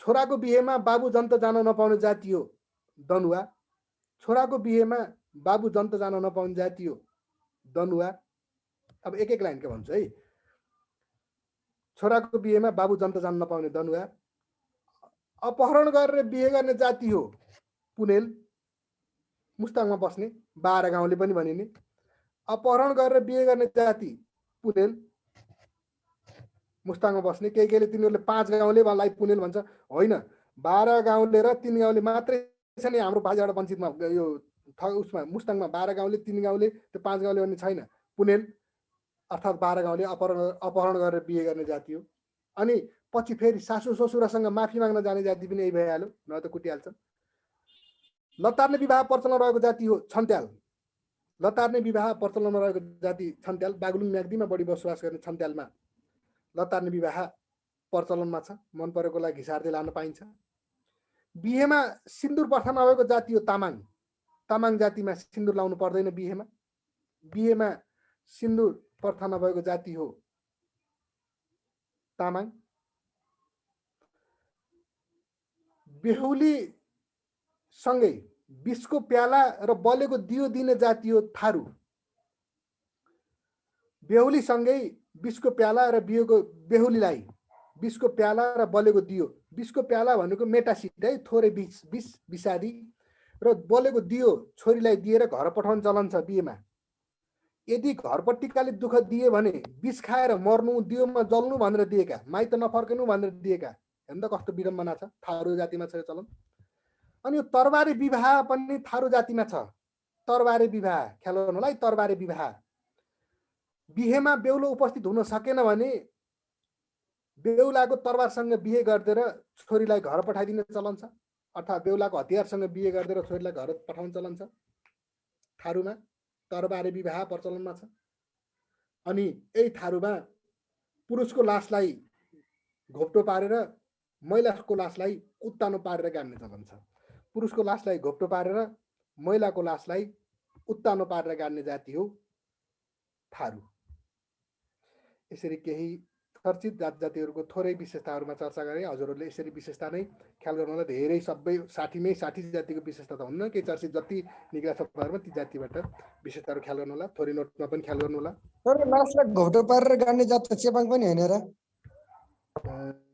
चेपाङमा लासलाई घोप्टो पारेर भन्ने भएन। थारूमा चाहिँ यस्तो हुन्छ, कस्तो हुन्छ भने जस्तो केही जातिहरूले पलेटी कसेर बसालेर गाड्छन्। गाड्नलाई घोप्टो पारेर पलेटी मारेर जसरी गाडे पनि भयो, त्यो पुरुषमा र महिलामा भिन्नता भयो क्या उसमा। चेपाङमा ठ्याक्कै कसरी गाड्छन् त मलाई नि त्यो ख्याल भएन है। फेरि बरु हजुरहरूलाई त्यतातिर अलि थाहा होला, गोर्खातिर भए हुनाले। अब यी आदिवासी जनजातिहरूका यिनीहरूका पुरोहित भनेर सोधिरहेको हुन्छ कहिलेकाहीँ हामीलाई। अनि यिनीहरूको नृत्य के हो भनेर सोधिरहेको हुन्छ, जोडा मिलाउनेमा दिइरहेको हुन्छ। तिनीहरूलाई थोरै केही चर्चा गरे है। अब पुरोहित, आदिवासी जनजातिहरूको पुरोहित हेर्दा राईको पुरोहितलाई नोपा भनिन्छ, नाकी थोप्लिङ न। राईको पुरोहित नोपा, डोपा होइन नोपा। राईको पुरोहित नोपा। लिम्बूको पुरोहित फेदाङबा साम्बा।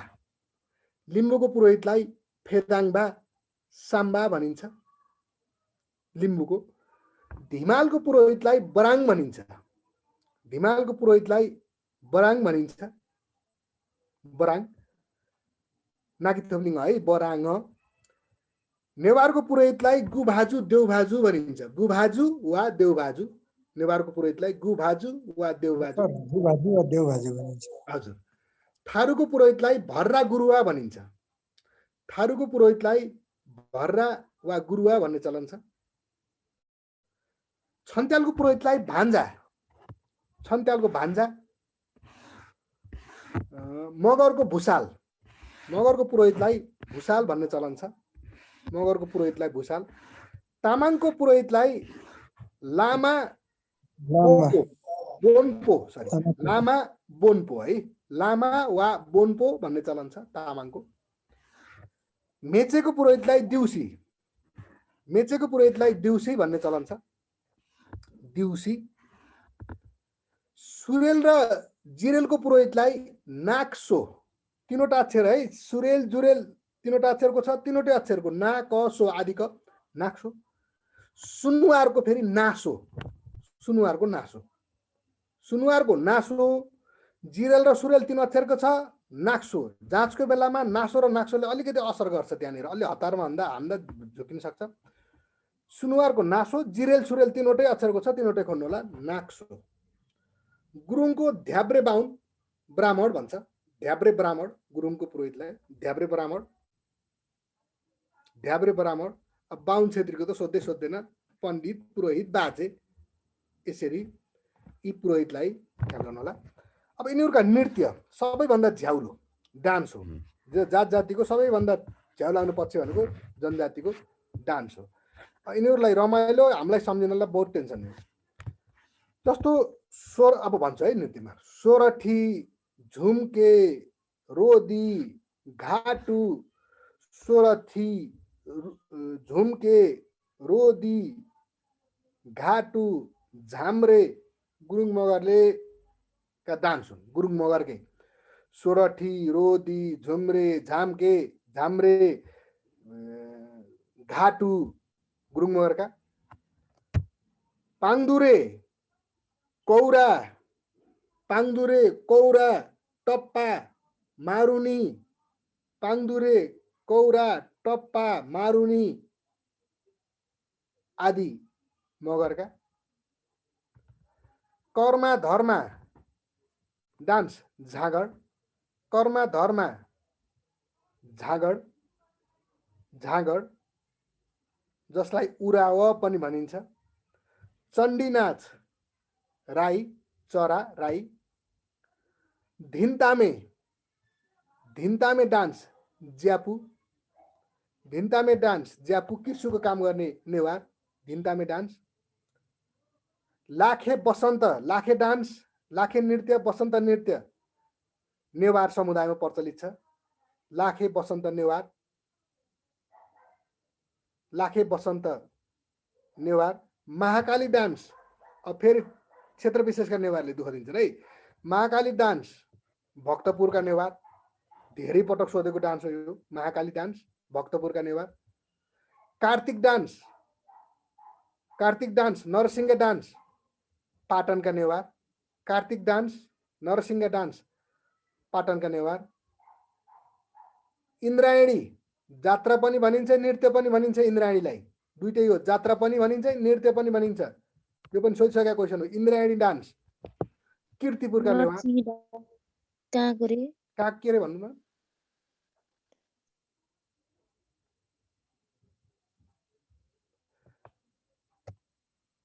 पुटपुटे डान्स गुरुङ। नरसिंह डान्स के? नरसिंहा, नरसिंहा पाटनको, पाटन। पटनको कार्तिक र नरसिंहा चाहिँ पाटन है। नरसिंह है, नरसिंह। पुटपुटे डान्स गुरुङ, पुटपुटे गुरुङ। गेहडी डान्स माझी, गेहडी माझी, गेहडी माझी। सेलो, सेलगो, डम्फु सरस्वती, सेलो, सेलगो, डम्फु सरस्वती, दोरा तामाङ। सेलो, सेलगो, डम्फु सरस्वती, दोरा तामाङ। हुडक्या, हुडक्या चैलो, हुडक्या चैलो, भुवा देउडा। हुडक्या चैलो, भुवा, भुवा। हुडक्या चैलो, भुवा देउडा सुदूरपश्चिम। तमरा छोरी, तमरा छोरी डान्स लमजुङ, तमरा छोरी लमजुङ। बालन सङ्गिनी, बालन सङ्गिनी हनुमान, बालन सङ्गिनी हनुमान रत्तेउली, बालन सङ्गिनी हनुमान रत्तेउली बाहुन छेत्री। बालन सङ्गिनी हनुमान रत्तेउली बाहुन छेत्री।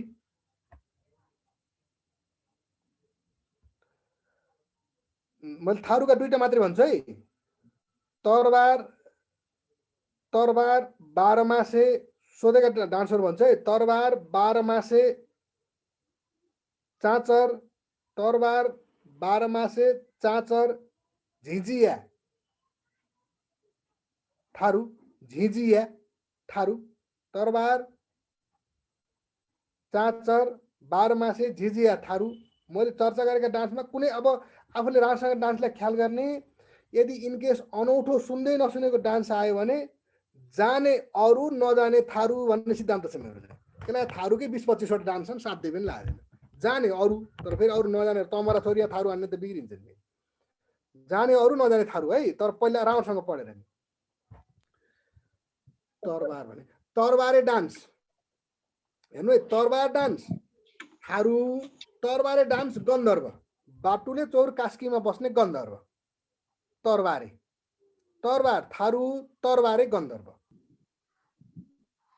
है। अनि सराय डान्स गुल्मी अराखाँची प्युठान, सराय डान्स, सराय दसैँको समयमा नाचिन्छ गुल्मी अराखाँची प्युठानमा सराय डान्स। रामदल डान्स, रामदल, रामदल, रामदल डान्स दनुवार जातिको, दनुवार, रामदल दनुवार। ल आदि नाचहरूलाई केही चर्चा गरेँ। यसरी यी जनजाति आदिवासी जनजातिहरूका नाच पर्व विशेषताहरूलाई हजुरहरूले ख्याल गर्नुपर्छ। अब म धर्मतिर लागेँ। धर्म विश्वको सबैभन्दा पुरानो धर्म सनातनदेखि मान्दै आएको भनिन्छ, पहिलेदेखि मान्दै आएको हिन्दू धर्म विश्वको पुरानो धर्म। हिन्दू धर्म 2068 को जनगणना अनुसार नेपालमा 81.3% मान्छन्। नेपालमा 81.3%ले मान्छन् यो धर्म। यसका प्रवर्तक हुन् हिन्दू धर्मका प्रवर्तक ऋषिमुनिहरू। शङ्कराचार्यलाई प्रवर्तक मानिन्छ, प्रमोटर। ऋषिमुनिहरू शङ्कराचार्यलाई मानिन्छ। यिनीहरूको प्रमुख धर्मग्रन्थ वेद, पुराण, उपनिषद, गीता सबै है धर्मग्रन्थ। त्यो रामायण, महाभारत हैन त, चण्डी सबै धर्मग्रन्थ हुन् हामीले सुने जतिका। यस्ताबाट सोध्दैन हामीलाई। अब हामीलाई सोध्छ वेद। वेद बढी ख्याल गर्दाखेरि यस्तो 4 र 5 मा है, जस्तो 4 वेद, 4 उपवेद, 4 धाम, 4 धर्म क्षेत्र, यसरी यसलाई बढी फोकस गर्नुपर्ने हुन्छ हामीले गर्दा। अनि वेद 4 वटा, ऋग्वेद, यजुर्वेद के अरे अर्को अथर्ववेद र सामवेद हैन त। ऋग्वेद, यजुर्वेद, अथर्ववेद र सामवेद। सबैभन्दा पुरानो वेद हो ऋग्वेद। सबैभन्दा पुरानो वेद हो ऋग्वेद, पुरानो वेद। गायत्री मन्त्रहरूको उत्पत्ति भएको वेद भनिन्छ यसलाई। गायत्री मन्त्रहरूको उत्पत्ति भएको वेद भनिन्छ यसलाई। यो अस्ति परदेशको जाँचमा सोधेको थियो गायत्री मन्त्र कुन वेदबाट लिएको हो भनेर। ऋग्वेदबाट। पुरानो वेद र ठुलो वेद यही ऋग्वेद हो। ऋग्वेदको अर्थ हुन्छ धर्म, धर्ममा जोड दिन्छ है।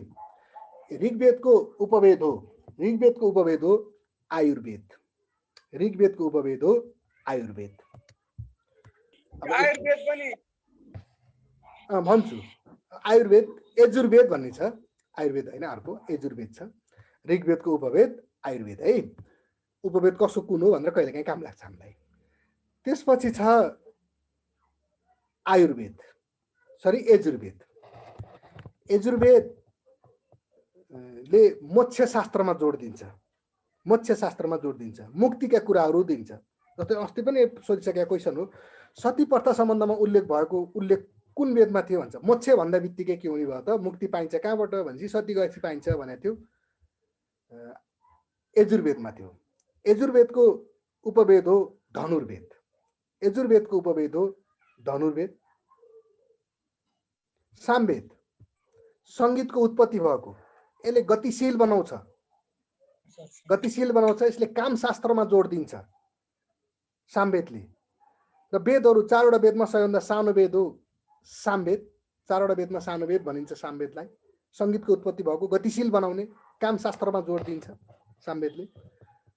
अनि अथर्ववेद अर्थशास्त्रमा जोड दिन्छ, व्यापार व्यवसायका कुराहरू, आधुनिक विज्ञानका कुराहरू, विज्ञान विकासका कुराहरू, वास्तुकला, शिक्षा कलाहरू, यी कुराहरू, वैज्ञानिक आविष्कारहरूका कुराहरू, त्यति बेलाका उसका धर्मशास्त्र अनुसारका आविष्कारका कुराहरूमा जोड दिन्छ अथर्ववेदले। अथर्ववेदलाई कांस्य वेद भनिन्छ। ऋग्वेदको उपवेद आयुर्वेद, यजुर्वेदको उपवेद धनुर्वेद, सामवेदको उपवेद गन्धर्ववेद, र अथर्ववेदको उपवेद हो स्थापत्यवेद। अथर्ववेदको उपवेद हो स्थापत्यवेद। कहिलेकाहीँ उपवेद कुन हो भन्दा है। अनि त्यसपछि मेरो उपवेद सक्यो। वेदहरूमा कहिलेकाहीँ हामीलाई 4 वेद भयो, पञ्चम वेद कुन हो भन्छ। 4 वेद पछिको 5औं वेद। केहीले इतिहासलाई 5औं वेद भनिदिन्छन्, तर यहाँ इतिहासको अर्थ हुँदैन। फेरि पञ्चम वेदको रूपमा महाभारतलाई लिने चलन छ, किन धर्मशास्त्रमै सोध्या भन्यो भने हामीले चाहिँ महाभारत लिन्छौँ है। पञ्चम वेदको रूपमा महाभारतलाई लिन सकिन्छ। महाभारतलाई पञ्चम वेद भन्ने चलन छ। 4 वेदमा यदि त्रैवेद, 3वटा मात्रै वेदलाई लिने भने कुन चाहिँ वेद पर्दैन भनेर सोचिसकेको छ। 4 वेदमा त्रैवेद भन्यो भने चाहिँ अथर्ववेद पर्दैन है। अथर्ववेद यो 3वटाको व्याख्या मात्रै हो भन्छ। विस्तृतीकरणलाई अथर्ववेद, जुन कांस्य वेद भनिन्छ। 4 वेद भन्यो भने ऋग्वेद, यजुर्वेद र सामवेद। त्रैवेद भन्यो भने 3वटा मात्रै वेद भन्यो भने ऋग्वेद, यजुर्वेद र सामवेदलाई है। यसरी 4 वेद, 4 उपवेद, पञ्चम वेद भने, 3 वेद भने। अब 4 धाम हिन्दूका। अथर्ववेदको उ भन्नु एकपल्ट, उपवेद के हो रे? स्थापत्यवेद। स्थापत्यवेद है, स्थापत्यवेद। अनि 4 धाम हिन्दूका 4 धाम। हिन्दूका 4 धाम भारतमा भएका हिन्दूका 4 धाम है। पूर्वबाट पश्चिम करम जानुहोस् भन्छ। जगन्नाथ, द्वारिकानाथ, बद्रीनाथ, रामेश्वरम। ज द्वा ब रा बनाउन सकिन्छ। जगन्नाथ, द्वारिकानाथ, बद्रीनाथ, रामेश्वरम। ज द्वा ब रा पूर्वबाट पश्चिम करम गयो है। कहिलेकाहीँ उत्तरमा पर्ने धाम कुन हो 4 धाम मध्ये भनिदिन्छ। भारतमा पर्छ 4 ज द्वा ब रा। जगन्नाथ, द्वारिकानाथ, बद्रीनाथ, रामेश्वरम। पूर्व, पश्चिम, उत्तर, दक्षिण। अब नेपालका 4 धाम, नेपालका 4 धामलाई पूर्व, पश्चिम, उत्तर, दक्षिण त मिलाउन सकिन्न। पूर्वबाट उत्तर क्रम चाहिँ जान सकिन्छ है, आउन सकिन्छ। पूर्वमा सबैभन्दा पूर्वमा भएको बराहधाम। हजुर, जगन्नाथ, द्वारिकानाथ, बद्रीनाथ, रामेश्वरम। ज द्वा ब रा पूर्व, पश्चिम, उत्तर, दक्षिण। रामेश्वरम हो। हजुर, रामेश्वरम। रामेश्वरम चाहिँ हो। हस् हस्। अनि नेपालका 4 धाम, नेपालका 4 धाम पूर्वबाट पश्चिम चाहिँ क्रम आउन सकिन्छ है, पूर्वबाट उत्तर क्रम आउन सकिन्छ। सबैभन्दा पूर्वमा रहेको बराहधाम सुनसरी जिल्लामा पर्छ। बराहधाम बराह क्षेत्रको नामले पनि चिन्नुहुन्छ। अर्को छ जनकपुर धाम, धनुषा जिल्लामा पर्ने। जनकपुर धाम धनुषा जिल्लामा। मुक्तिनाथ, मुस्ताङ, मुक्तिनाथ, मुस्ताङ र दामोदर कुण्ड पनि मुस्ताङ। दामोदर कुण्ड पनि मुस्ताङमा। रसुवामा पनि छ दामोदर कुण्ड। रसुवाको दामोदर कुण्ड 4 धाममा पर्दैन। मुस्ताङको दामोदर कुण्ड चाहिँ 4 धाममा पर्छ है, नेपालका 4 धाममा। अब नेपालका 4 धर्म क्षेत्र कुन कुन हुन् त फेरि? 4 धाम र धर्म क्षेत्रमा जोकिन पाइएन। धर्म क्षेत्रमा पनि धामका 2टा दोहोरिन्छन्। जस्तो हजुरको बराह क्षेत्र र मुक्ति क्षेत्र 2टा तिनै हुन्। धर्म क्षेत्रमा बराह क्षेत्र, मुक्ति क्षेत्र। अब एउटा थपिन्छ रुरु क्षेत्र। पाल्पा र गुल्मीको सिमानामा भएको रुरु क्षेत्र। पारी, गुल्मी, वारी, पाल्पा, रिडी खोलाले सिमाना छुट्टाएको छ। पारी, गुल्मी, वारी, पाल्पा, रिडी खोलाले सिमाना छुट्टाएको छ। ऋषिकेशको मन्दिर र रुरु कन्याको मन्दिर पाल्पामा पर्ने भावनाले रुरु क्षेत्र पाल्पालाई भनिन्छ। धेरै किताबले गुल्मी लेखेका छन्, गुल्मी गलत छ। ऋषिकेशको मन्दिर र रुरु कन्याको मन्दिर पाल्पा जिल्लामा पर्ने भावनाले रुरु क्षेत्र पाल्पालाई भनिन्छ। र अर्को देवघाट अर्थात् हरिहर क्षेत्र, चितवन र तनहुँको सङ्गममा छ हरिहर क्षेत्र। वारी, पारी, चितवन, वारी, तनहुँ रहेको छ हरिहर क्षेत्र, देवघाट र यसलाई आदि प्रयाग पनि भनिन्छ। हरिहर क्षेत्र, देवघाट, आदि प्रयाग भनेको एउटै नाम जुन तनहुँ जिल्लामा पर्छ। हरिहर क्षेत्र, देवघाट, आदि प्रयाग एउटै नाम जुन तनहुँ जिल्लामा पर्छ। यी त भए 4 धाम, 4 धर्म क्षेत्र। अब 5 तिर हिन्दू धर्म अनुसार पशुपतिका 5 मुख। कुन दिशामा गएर वर माग्दा के फल पाइन्छ? पहिला त पूर्व, पश्चिम, उत्तर, दक्षिण ख्याल गर्नु पर्यो। त्यसपछि कुन दिशामा गएर के वर माग्ने भन्ने कुरा पनि सामान्य त त्यति सोध्ने ट्रेन त छैन। त पूर्व, पश्चिम, उत्तर, दक्षिण चाहिँ छ है। त स बा अ इ बनाउनु है। पशुपतिका 5 मुखहरू तत्पुरुष, तत्पुरुष, सधोजात, तत्पुरुष, सधोजात, वामन, अघोर, वामन, अघोर, ईशान। वामन, अघोर, ईशान। पूर्व, पश्चिम, उत्तर, दक्षिण क्रममै छ। त स बा अ। पूर्व, पश्चिम, उत्तर, दक्षिण र ईशान भनेको ऊर्ध्व है। आकाशतिरलाई चाहिँ ईशान भन्छ। आकाशतिरलाई ईशान भन्छ, ऊर्ध्व भन्छ। त स बा अ इ। पूर्व, पश्चिम, उत्तर, दक्षिण, ऊर्ध्व भनेको आकाशतिर। पूर्वमा शिक्षा, शिक्षा चाहियो भने पूर्वको ढोकामा गएर वर माग्नु पर्यो। पूर्वमा शिक्षा। पश्चिममा सम्पत्ति, पश्चिममा सम्पत्ति। उत्तरमा सन्तान प्राप्ति, उत्तरमा सन्तान प्राप्ति। दक्षिणमा शत्रुनाश, दक्षिणमा शत्रुनाश, दक्षिणमा शत्रुनाश र ऊर्ध्व आकाशतिर चाहिँ भगवान प्राप्ति। पशुपतिनाथको मन्दिरमा माथितिर हेर्ने भने भगवान देखिन्छ भन्ने मान्यता छ। ऊर्ध्वतिर, ऊर्ध्वमा भगवान प्राप्ति। शिक्षा, सम्पत्ति, सन्तान, शत्रुनाश र भगवान है। हिन्दू धर्म अनुसार पञ्चकन्या भन्नाले सर यो दक्षिणको एकचोटि फेरि भनिदिनु त।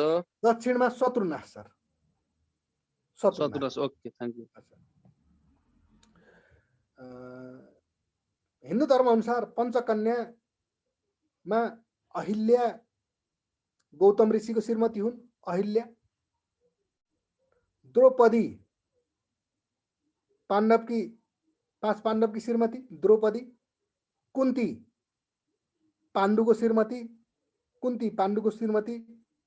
तारा बालीको श्रीमती र मन्दोदरी रावण। अहिल्या हजुर रावण है। अहिल्या, द्रौपदी, कुन्ती, तारा, मन्दोदरी पञ्चकन्या। प्राय सोधिरहने सीता पर्छन् पर्दैन भनेर, त्यति। सीता र अर्को शकुन्तला राख्छ कहिले त्यो।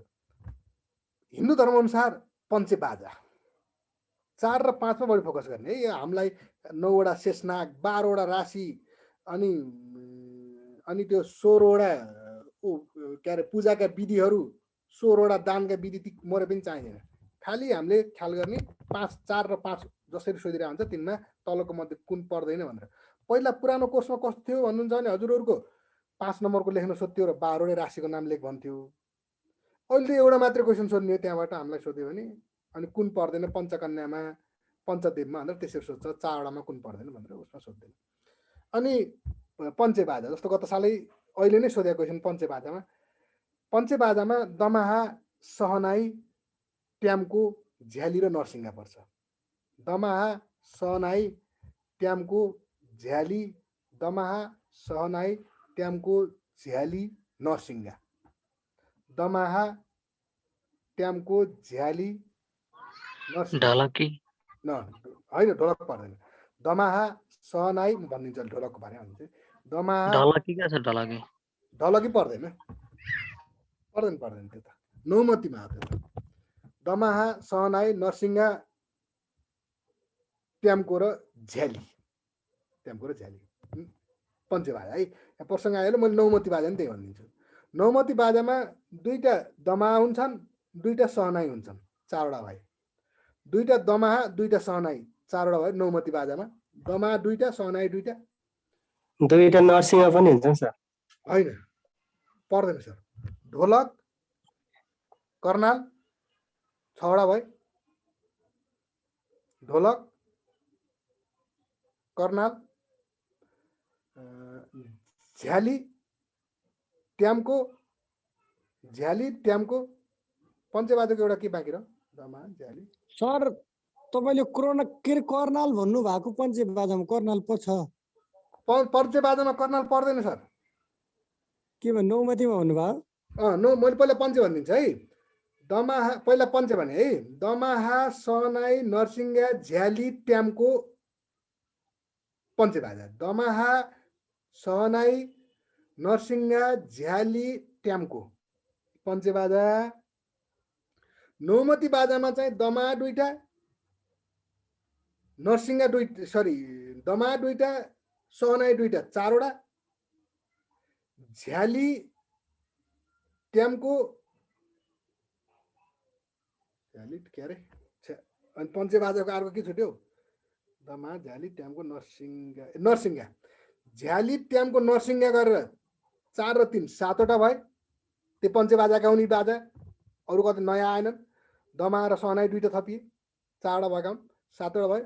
अब थपिन्छ 2टा नयाँ थपिने भनेको ढोलक र कर्नाल हो कि। 2टा नयाँ थपिने भनेको ढोलक र कर्नाल। यहाँ सोद्धा हामीलाई प्राय मादल भनेर सोधिरहन्छ। नौमती बाजामा नपर्ने कुन हो भनेर सोधिरहन्छ। मादल पर्दैन कि त्यहाँ। ढोलक र कर्नाल नयाँ थप्नु हो भने 9वटा बाजा हुन्छ है। अनि पञ्चदेवमा गणेश, सूर्य, देवी, रुद्र, विष्णु पर्छन्। गणेश, सूर्य, देवी, रुद्र, विष्णु पर्छन् पञ्चदेवमा। गणेश, सूर्य, देवी, रुद्रको ठाउँमा कहिलेकाहीँ हामीलाई शिव हुन्छ, त्यो पनि सही हुन्छ। गणेश, सूर्य, देवी, रुद्र, विष्णु अथवा शिव विष्णु भनेर सम्झिनुहोस् 5 वटा। अनि पञ्चामृतमा गाईको दुध, दही, घिउ, 3वटै गाईको दुध, दही, घिउ मह र सक्खर, दुध मह र दही सक्खर घिउ, पर्छ। मह र सक्खर। अहिले सक्खर नपाएर चिनी राखेर काम चलन छ। सक्खर भनेको गुड, दुध दही घिउ मह र सक्खर। अनि पञ्चगव्य, पञ्चगव्यमा गाईको दुध दही घिउ गहुँत र गोबर। गहुँत भनेको पिसाब, दुध दही घिउ गहुँत र गोबर पञ्चगव्य। यसरी 5 वटामा हामीले फोकस गर्ने है यो धर्ममा। अब यो यस अन्तर्गत यो धर्ममा हेर्दाखेरि हामी यी भगवान र यिनीहरूका वाहनलाई ख्याल गर्नुपर्छ। कहिलेकाहीँ वाहन कसको वाहन के हो भनेर सोधिरहेको हुन्छ है। भगवान र वाहनलाई ख्याल गर्नुपर्छ। पञ्चदेवको भन्नु न सर एकचोटि। है गणेश सूर्य देवी, गणेश सूर्य देवी, रुद्र र विष्णु। गणेश सूर्य देवी, रुद्र विष्णु। कहिलेकाहीँ रुद्रको ठाउँमा शिव पनि हुनसक्छ है। गणेश सूर्य देवी, रुद्र विष्णु। अनि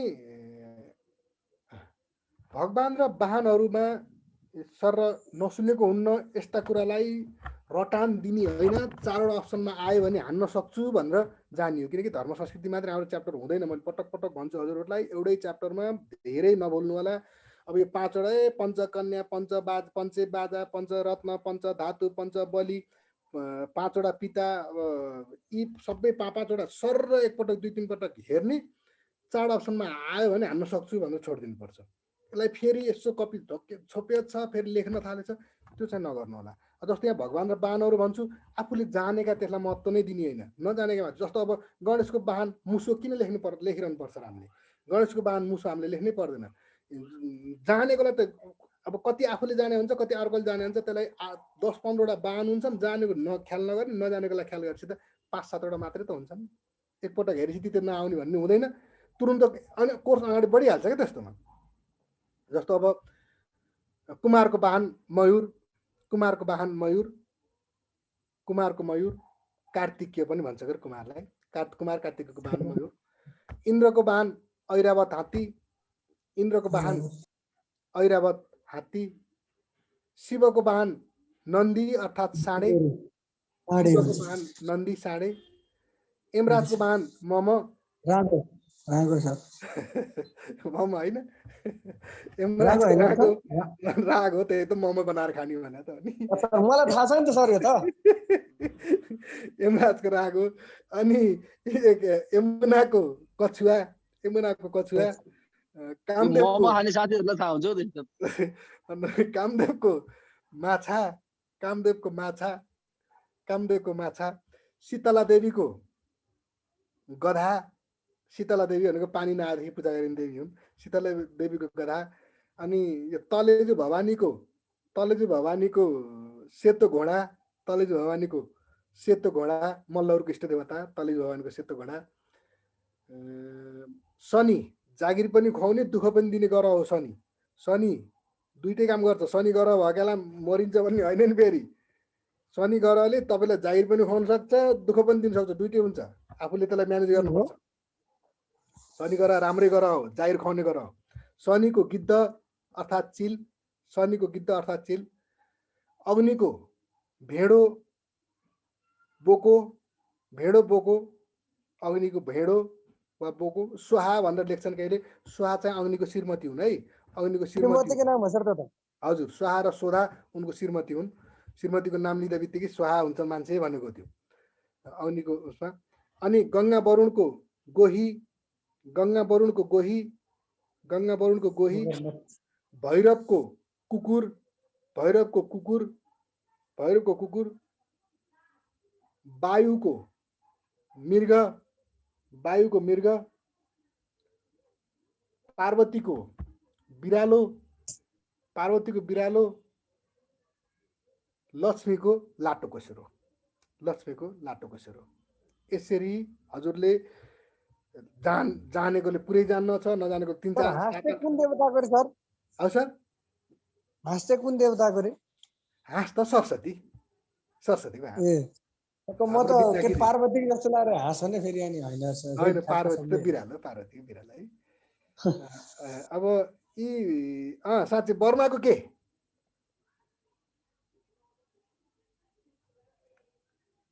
खोइ उत्तर आउँछ। बर्माको गरुड हो सर। होइन विष्णुको गरौँ त बर्माको कमलको फुलमा त बस्छन् नि बुढा त्यो कमलको फुलमा बस्छन् क्या त्यही त होला भन्नु पर्यो होइन अब एउटा थाहा छ बर्माको श्रीमती को होला भन्नु त बर्माको ऐश्वर्या त होइन?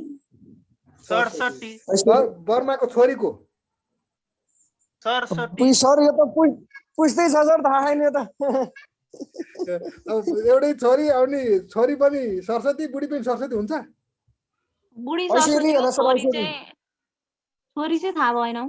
छोरी पनि सरस्वती हो बुढी पनि सरस्वती हो हँ?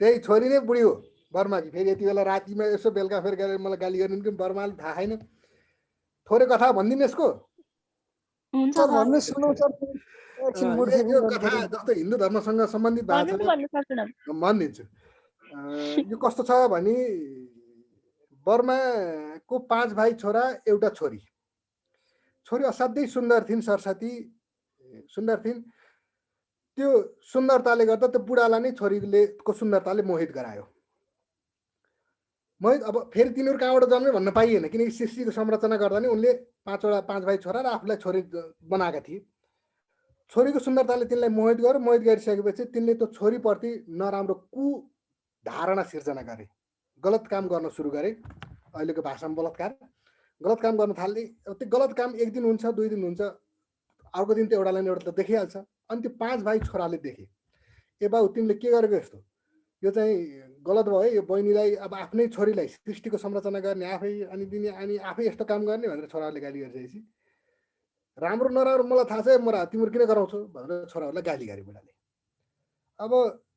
अब बाउले भनेरको नमानिसकेपछि छोराहरू कहाँ गयो त त्यति बेलाको महासर्वदण्ड नायक भनेको प्रधान न्यायाधीश त्यति बेलाको महासर्वदण्ड नायक भनेको महादेव कहाँ जानु पर्यो छोराहरू 5 भाइ छोरा महादेव कहाँ गए ल हाम्रो बाउ त काम नलाई निक्ले छोरीले बहिनीलाई यस्तो यस्तो गर्छन् कारवाही गर्नु पर्यो हजुर भनेर महादेव कहाँ गइसकेपछि महादेवले पनि दाहिने औँलाको यो कान्छे औँला भन्दा यतापट्टिको है ख्याल गर्नु होला त्यहाँ कहिले काहीँ बाहुनलाई झुकाउनु नि हुन्छ अहिले थाहा भइहाल्छ दाहिने औँलाको कान्छे औँलाको साइडको औँलामा नङ ठुलो रहेछ महादेवको त्यो नङ साइली भन्छ के भन्छ है अनि उसको घाँटी छेदन गरिदिए बर्माको घाँटी छेदन गरिदिए त्यो भएर त हेर्नु न बर्माको पूजा हुँदैन नि बर्माको घाँटी छेदन गरिदिए घाँटी छेदन गरिसकेपछि अब बर्मा हत्या लाग्यो यो औँलालाई त यो साइली औँलालाई त बर्मा हत्या लाग्यो अब बर्मा हत्या लगाइसकेपछि अब हिन्दू धर्मावलम्बीले त यो त सबैको हत्यारा भयो यो औँला त महादेवले गरिदिए औँलाले यसलाई चोखाउनको लागि हामी के गर्छौँ भने त पूजा आजामा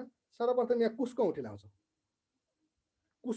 लजिक पनि छ कुसको औँठी अरू औँला सबै चोखा किम्वदन्ती त्यस्तो रहेछ साइलो औँलामै लाउने किम्वदन्ती त्यो रहेछ त्यो रहेछ त्यो हुनाले यो बर्माको गल्तीले गर्दा अहिले पनि हामी त्यसमा परिरहेछौँ त्यसरी थोरै कहिले काहीँ ख्याल गर्नु होला यसो कुसको औँठी किन लाइन्छ यही औँलामा अर्को बर्माले गरेको गल्तीको सजाय भोग्दैछौँ है सर हामीले भोग्दैछौँ आजीवन पैँत हाल्नु पर्यो अब माथि गएर गल्ती एउटाले गर्छ सजाय हामीले भोग्नु पर्यो त्यही त नि ल यसरी ख्याल गर्नु ल अब यी भगवान र यिनीहरूका अस्त्रहरू है हतियारहरूलाई के भनिन्छ कहिले काहीँ त्यताबाट सोधिरहेको हुन्छ विभिन्न धनु के अरे अर्को त्यो डल्लो बोक्ने गधा यिनीहरूलाई के भन्छ भनेर सोध्छ अर्जुनको धनुलाई गाण्डीव विष्णुको धनु सारङ्ग शिवको धनु पिनाक रामचन्द्रको धनु अजगब मेरोमा त बत्ती बाल्नु पर्यो है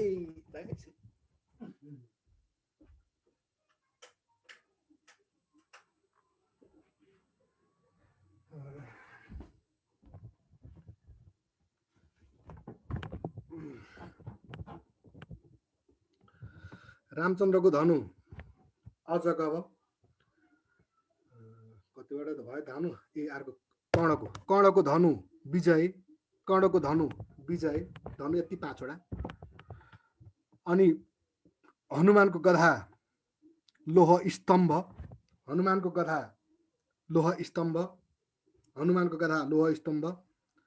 भीमको गधा सुपार्श्व भीमको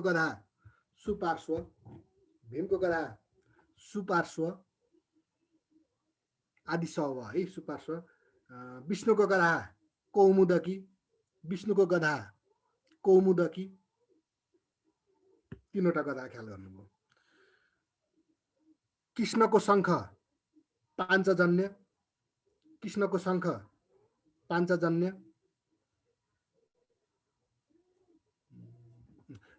युधिष्ठिरको शङ्ख अनन्त विजय, युधिष्ठिरको शङ्ख अनन्त विजय, अनि अर्जुनको शङ्ख देवदत्त, अर्जुनको शङ्ख देवदत्त, तीनवटा शङ्ख ख्याल गर्नुभयो। नारदको बीडा मदती, नारदको बीडा मदती, रावणको तरबार चन्द्रहास, रावणको तरबार चन्द्रहास। यसरी हिन्दू धर्ममा भगवान तिनीहरूले चलाउने अस्त्रहरू, तिनीहरूका वाहनहरू, अनि कहिलेकाहीँ फेरि रावणको तरबारको बारेमा भन्नु त चन्द्रहास, आवाज आएन। चन्द्रहास, चन्द्रहास है सर। ए हस् हस् हस्। अनि हजुरहरूले अब यहाँनिर कहिलेकाहीँ कस्तो ख्याल गरिदिनुपर्छ भने नि छोराछोरी सोधिरहेको हुन्छ कि, जस्तो पोहोर साल अफिसरमै क्वेसनमा पर्धुन्न कसका छोरा हुन् भनेर सोधेको थियो, कृष्णका छोरा। अब यस्ता कुराहरू फेरि हजुरहरूले कसका छोरा, जस्तो अभिमन्यु कसका छोरा, अर्जुनका छोरा, पर्धुम्न कृष्णका छोरा, अभिमन्यु अर्जुनका छोरा, परशुराम जगदम्नी ऋषिका छोरा, ध्रुव उत्तानपातका छोरा, विदुर वेदव्यासका छोरा, सुखदेव व्यासका छोरा, दशरथ अजका छोरा। यी थोरै छोराछोरीलाई पनि त्यहाँ हेर्दाखेरि हजुरले फोकस गर्दाखेरि यो कुरालाई पनि गर्नु होला है। यसलाई फेरि फोकस छोराछोरी पनि फोकस गर्नुपर्छ। अरू त सामान्य। म कसको छोराहरू सर फेरि हजुर भन्नुहोस् त, हजुर हजुर म कसको छोरा परि? म क्या म परशुराम हो नि त मेरो नाम नि। ए जगदम्नी ऋषि, जगदम्नी ऋषि। लु है पर्छ सर। म त फेरि कता उत्तर दिनु पर्ने भनेर। ल हजुर यसरी ख्याल गर्नलाई है, यस्तो छोराछोरीमा ख्याल गर्छ। अनि कहिल्यै पनि त्यो 12वटा महिनाका देवताहरू, 7वटा द्वारका स्वामीहरू ती घोक्नु पर्दैन, त्यस्ता नजानु। कोर्समा हुन्छन् ती, नोटमा पनि हुन्छन्, तिनीहरूलाई त्यस्तो धेरै गहिरामा जानिएन। एउटा क्वेसन सोध्छ धर्मबाट, एउटालाई आफू पनि त्यही अनुसार एउटै अनुसारै तयारी गर्नुपर्छ। अब दोस्रो धर्म बौद्ध। 2068 को जनगणना अनुसार नेपालमा बौद्ध धर्मावलम्बी 9% छन्। 68 को जनगणना अनुसार बौद्ध धर्मावलम्बी 9% छन्। यसका प्रवर्तक गौतम बुद्ध हुन्। बौद्ध धर्मका प्रवर्तक गौतम बुद्ध हुन्। प्रवर्तक गौतम बुद्ध। यिनीहरूको धर्मग्रन्थ त्रिपिटक हो। धर्मग्रन्थ त्रिपिटक। त्यो त्रिपिटक 3वटा पिटक मिलेर बनेको छ, हामीलाई थाहा नै छ। सुक्ति पिटक, विनय पिटक, अभिधम्ब पिटक। सुक्ति पिटक, विनय पिटक, अभिधम्ब पिटक, 3वटा पिटक मिलेर बनेको छ। सुक्ति, विनय, अभिधम्ब। सुक्ति पिटक भित्र बुद्ध धर्मसँग सम्बन्धित उपदेशका कुराहरू छन्। सुक्ति पिटक भित्र बुद्ध धर्मसँग सम्बन्धित उपदेशका कुरा छन्। सुक्ति। विनय पिटक भित्र बुद्ध धर्मसँग सम्बन्धित नियमका कुराहरू छन्। भिक्षु भिक्षुणीले पालन गर्नुपर्ने नियम विनय पिटकमा छन्। नियम र दर्शनका कुराहरू अभिधम्ब पिटकमा छन्। दर्शनका कुराहरू अभिधम्ब पिटकमा छन्। बुद्ध धर्मलाई राष्ट्रिय धर्मको मान्यता प्रदान गर्ने देश 3वटा छन् विश्वमा। बुद्ध धर्मलाई राष्ट्रिय धर्मको मान्यता प्रदान गर्ने देश 3वटा छन् विश्वमा। भुटान, थाइल्यान्ड र कम्बोडियाले बुद्ध धर्मलाई राष्ट्रिय धर्मको मान्यता प्रदान गरेका छन् विश्वमा। बुद्ध धर्मका 4 धाम भित्र लुम्बिनी, जहाँ ईसापूर्व 563 मा जन्म भएको थियो। ईसापूर्व 563 मा लुम्बिनीमा जन्म। बोधगयामा बुद्धत्व प्राप्त। बुद्धले 29 वर्षको उमेरमा घर छाडेका थिए। 35 वर्षको उमेरमा बोधगयामा बुद्धत्व प्राप्त भएको थियो। 29 वर्षको उमेरमा घर छाडेका, 35 वर्षको उमेरमा बुद्धत्व प्राप्त भएको थियो। बुद्धत्व प्राप्त हुँदाको दिन ग्वालाको छोरी सुजाताले खीर खुवाएकी थिइन् भनिन्छ। बुद्धत्व प्राप्त हुँदाको साँझ ग्वालाको छोरी सुजाताले खीर खुवाएकी थिइन् रे बुद्धलाई। सुजाता सारनाथमा यिनले प्रथम उपदेश दिए। यिनले 35 वर्षदेखि 45 वर्षको उमेरमा मात्रै उपदेश दिएका छन्, जम्मा 10 वर्ष उपदेश दिएका छन्। प्रथम उपदेश सारनाथमा दिए भने अन्तिम उपदेश वैशालीमा दिएको देखिन्छ। प्रथम उपदेश सारनाथमा, अन्तिम उपदेश वैशालीमा। र कुशीनगरमा महापरिनिर्वाण अर्थात् हाम्रो भाषामा मृत्यु। कुशीनगरमा महापरिनिर्वाण अर्थात् मृत्यु। ईसापूर्व 483 मा मृत्यु। ईसापूर्व भावनाले हामी घटाएर आएको हो, घटाउँछौँ। ईसापूर्व घटाउँदै घटाउँदै हामी 0 मा आउँछौँ अनि बल्ल 1 2 3 4 जोड्दै अगाडि जान्छौँ। विक्रम सम्वत सन् 1 2 3 4 भन्दै जाने हो। ईसापूर्व 563 मा जन्म, त्यसबाट 80 वर्ष घटाउनुस्, 483 मा मृत्यु। ईसापूर्व भावनाले घटाइयो, हामी 0 मा आउँछौँ, घटाएर ईसापूर्व घट्दै आएर 0 मा आउँछ, त्यसपछि बल्ल 1 2 3 4 मा अगाडि बढ्छौँ। बुद्धका चर्चित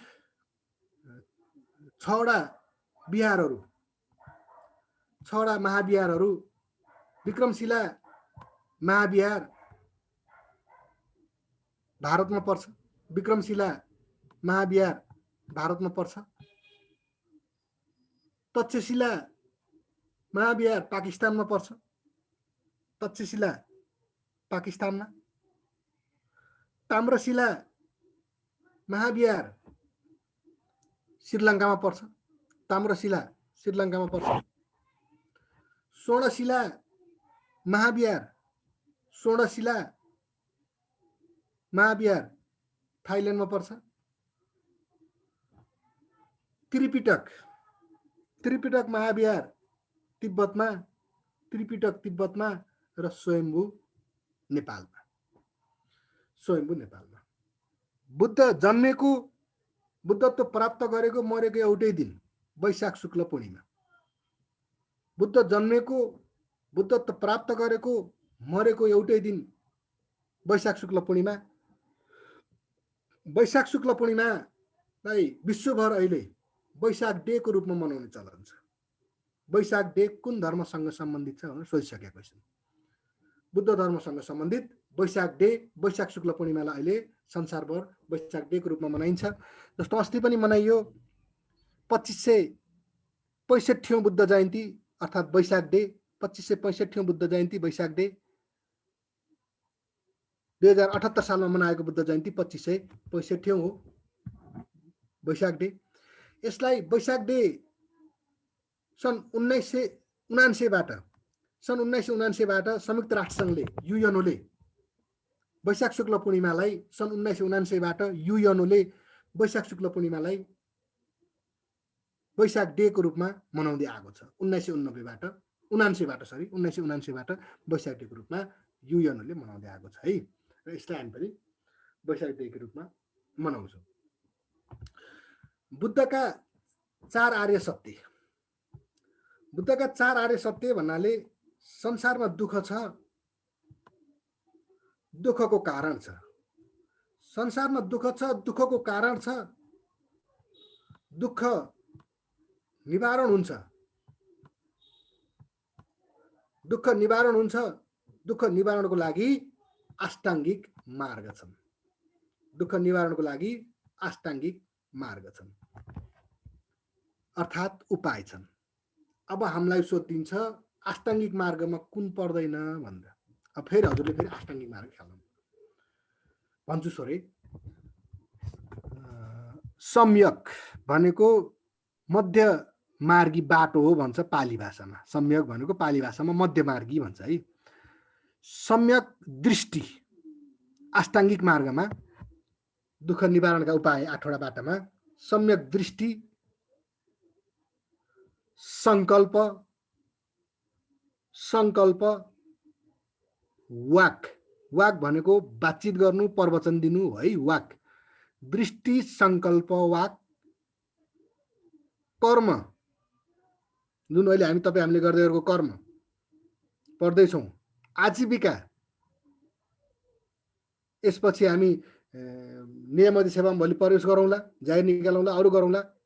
यसलाई आजीविका, कर्म आजीविका, ध्यान ध्यान स्मृति सम्झिने, स्मृति र समाधि भनेको मर्ने। समाधि, स्मृति, समाधि। सम्यक दृष्टि, सबैको अगाडि सम्यक लाग्छ। दृष्टि, सङ्कल्प, वाक, कर्म आजीविका, कर्म आजीविका, ध्यान, स्मृति र समाधि अष्टाङ्गिक मार्ग हुन्। बुद्धका शरीरका रङ 5 प्रकारका थिए। बुद्धका शरीरका रङ 5 वटा देखिन्छन्। नीलो शरीर, बुद्धको शरीर नीलो थियो रे, रातो रगत, नीलो शरीर, रातो रगत, सेतो दाँत, सेतो दाँत। अहिले पनि बुद्धको दाँत श्रीलङ्कामा सुरक्षित छ भनिन्छ। सेतो दाँत। पहेँलो अस्थि धातु, पहेँलो अस्थि धातु र कलेजी अन्तस्करण, कलेजी अन्तस्करण, कलेजी अन्तस्करण। अब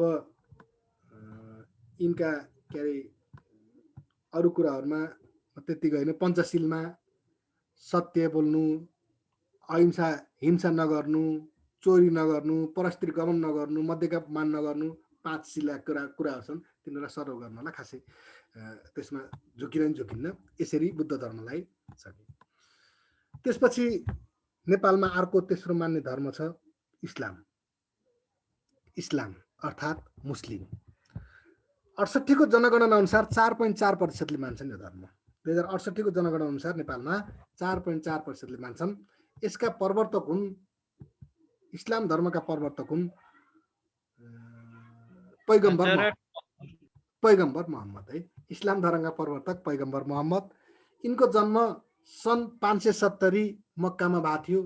570 मक्कामा भएको थियो जन्म र मृत्यु सन् 632 मदिनामा। 570 मक्कामा जन्म, 632 मदिनामा मृत्यु। त्यो हुनाले मक्का र मदिना चाहिँ साउदी अरबमा पर्छ। त्यो साउदीको मक्का मदिना भन्छन् हैन सर? साउदीमा हज गर्न जाने भन्छ नि, त्यो मक्का मदिना त्यही भएर। हजुर त्यही हो, साउदीमा हज गर्न जाने मक्का मदिना भनेको त्यही है। यो मक्का मदिना साउदी अरबमा पर्छ, जहाँ नेपालले पनि हरेक वर्ष मुस्लिम धर्मावलम्बीहरूलाई 100 जनाको हाराहारीमा मक्का मदिना पठाउने वातावरण पठाउँछ। यिनीहरूको धर्मग्रन्थ कुरान हो। धर्मग्रन्थ कुरान। पूजा स्थललाई मस्जिद भनिन्छ। पूजा स्थललाई मस्जिद। जुन यहाँ चर्चा गर्दिन धर्महरू, तिनमा हजुरले ख्याल गर्ने पूजा स्थल, धर्मग्रन्थ र प्रवर्तक, त्यति ख्याल गरिसकेको हुन्छ यहाँ चर्चा गरे भन्दा बाहेक। अनि यिनीहरूका धर्मका नियम 4 वटा छन्। धर्मका नियम 4 वटा। नमाज, प्रार्थना गर्नेलाई नमाज भन्छन्। रोजा, व्रत बस्नेलाई रोजा भन्छन्। नमाज प्रार्थना गर्नेलाई, रोजा व्रत बस्नेलाई। जकात, दान दिनेलाई जकात भन्छन्। दान दिनेलाई जकात भन्छन्। हज तीर्थयात्रामा जानेलाई हज। नमाज, व्रत बस्ने, रोजा, नमाज प्रार्थना गर्ने, रोजा व्रत बस्ने, हज तीर्थयात्रामा जाने, जकात दान दिने चलन छ। यिनीहरूले नमाज फेरि प्रार्थना बिहान र बेलुकासम्म 5 पटक गर्ने चलन छ। बिहान र बेलुकासम्म 5 पटक पढ्छन् फेरि नमाज उनीहरूले। बिहानमा पढिने नमाजलाई पुजिर अर्थात् फजिर पनि भनिन्छ। पुजिर अर्थात् फजिर पनि भनिन्छ बिहानमा गरिने प्रार्थनालाई।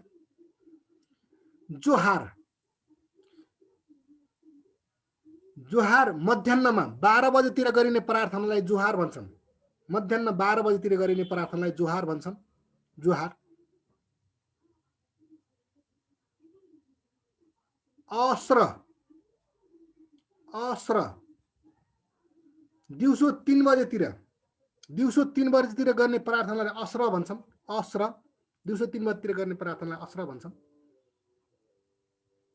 अब अहिले यति बेला गरिने प्रार्थनालाई, सन्ध्यामा गरिने प्रार्थनालाई मगरिब भन्छन्। मगरिब, सन्ध्यामा गरिने प्रार्थनालाई मगरिब भन्छन्। सन्ध्यामा गरिने प्रार्थनालाई मगरिब। र बेलुका गरिने प्रार्थनालाई, रातिमा गरिने प्रार्थनालाई ईशा। पुजिर, जोहार, अस्र, मगरिब, ईशा है 5 वटा। त्यसपछि सबैको आफ्नो एउटा अर्थ होला नै सर, यो 6 वटैको 5 वटैको। सर त्यो जस्तै अब बिहान गर्ने, दिउँसो, बेलुका, त्यो राति गर्ने, सबैको फरक फरक मिनिङ होला नि त, त्यही भएर गरे होला। त्यही त अलिक कट्टर छ हो नि त। हाम्रो पनि गर्नुपर्ने त हिन्दूको पनि हो। हेर्नु बिहानमा उठेर पूजा गरेर नुहाइ धुवाइ गरेर पूजा पाठ गरेर छ नि धेरै। अब हिन्दू त पेल्दै पेल्दै गयो, चल्ता आयो भन्दा भन्दै अब त्यस्तै छ। हिन्दू तर जाडो धर्ममा जाडो एकदम महिना त जाडो कट्टर हुन्छ। भएर मान्ने एकदम धर्म उनीहरूले त के गर्छन्, हजुरको अफिसै टाइममा भए पनि त्यो आफ्नो त्यो 12 बजेतिर त्यो ढोका लाएर त्यो 5 मिनट घोप्टो पर्छ क्या त्यो जात। तपाईँ हामीले कहाँ हेर्छ? बामा खुट्टो छुन त मान्दैन।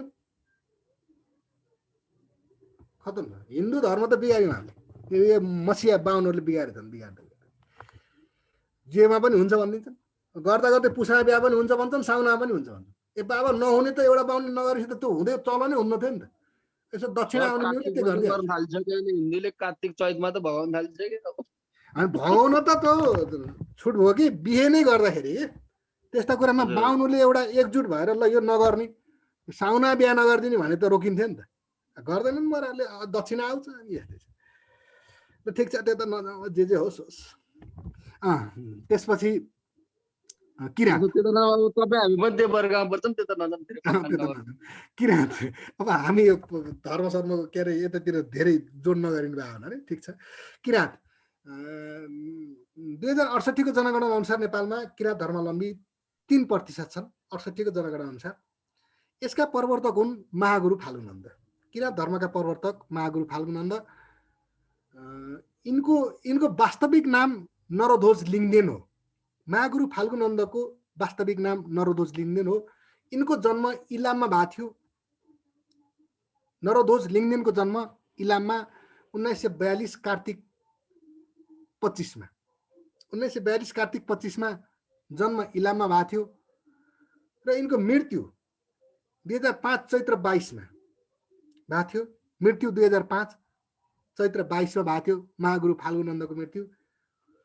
यिनी नेपालका 16औं राष्ट्रिय विभूति हुन्। 16औं राष्ट्रिय विभूति। अहिले 16वटा मात्रै राष्ट्रिय विभूति छन् हाम्रा, त्यसमध्येको अन्तिम।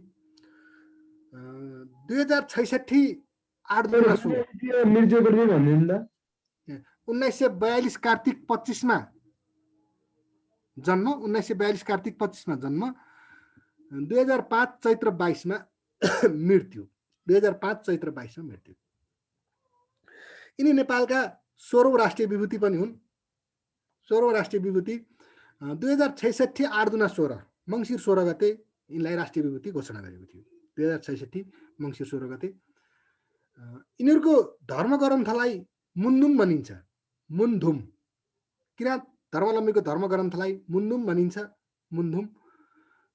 यसका प्रवर्तक इमान सिंह चेम्जोङ हुन्। मुन्धुमका प्रवर्तक इमान सिंह चेम्जोङ हुन्। मुन्धुमका प्रवर्तक।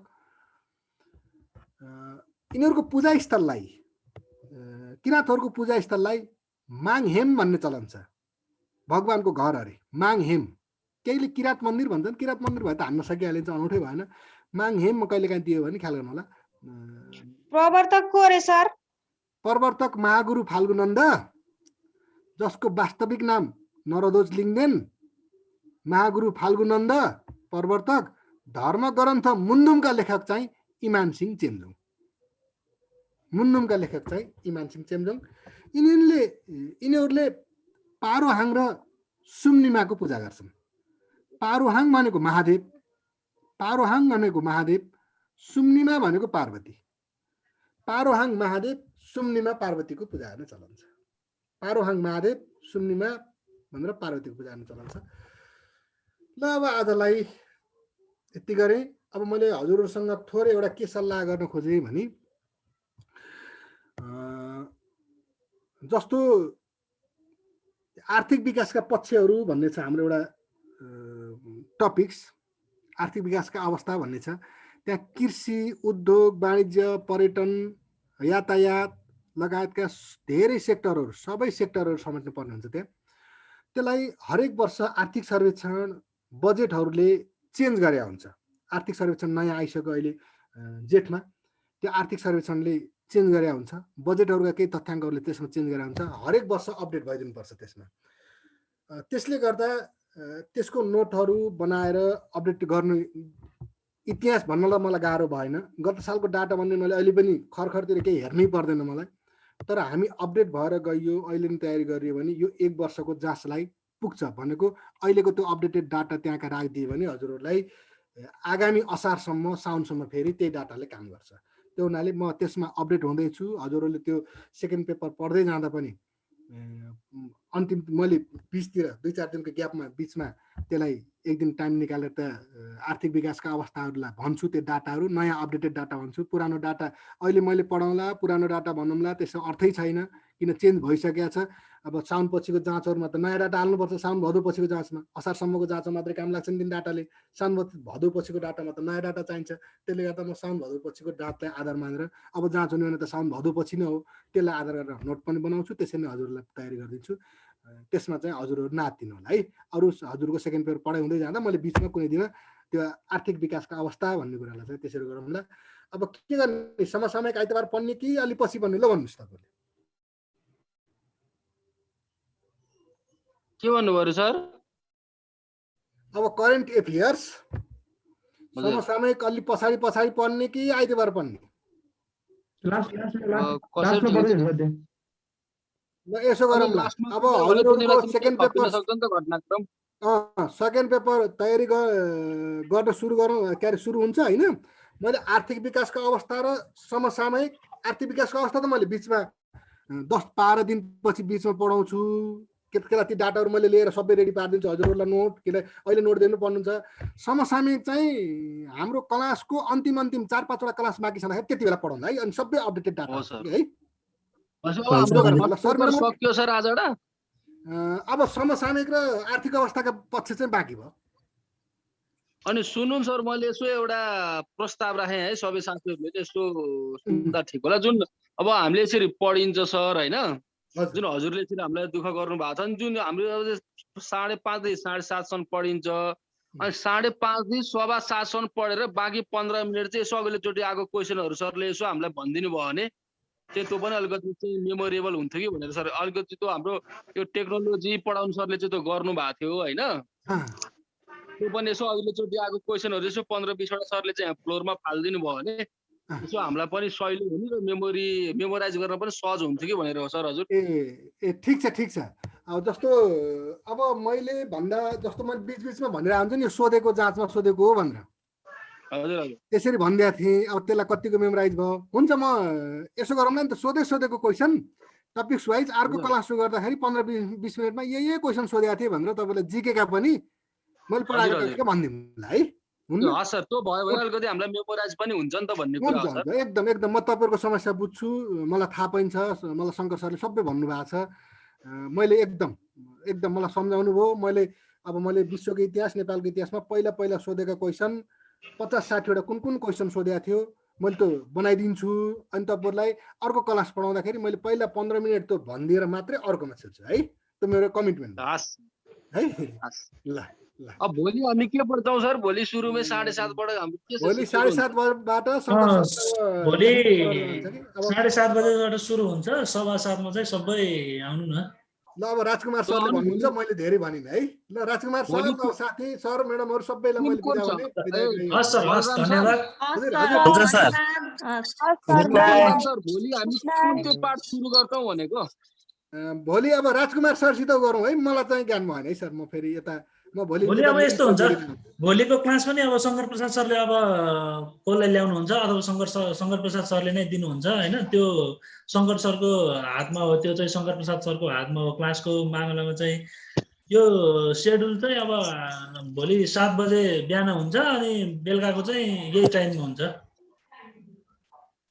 भनेपछि भोलि हामी 7:30बाटै सुरु गर्छौँ होइन त राजकुमारजी? भोलि बिहान 7:30 बजेबाट सुरु हुन्छ, बेलुकाको यही टाइम हुन्छ। ल सबै साथीहरूलाई अब राम्रोसँग बस्नु, सुरक्षित बस्नु, खानसाना पकाएर खानुहोस् सबलाई गुड नाइट। ल सबैले सुन्नुभयो होला नि त। अब क्लास चाहिँ भोलि बिहान पनि छ, बेलुका पनि छ है। हुन्छ सर ल हजुर हजुर हस्। ल सबैलाई good night good night good night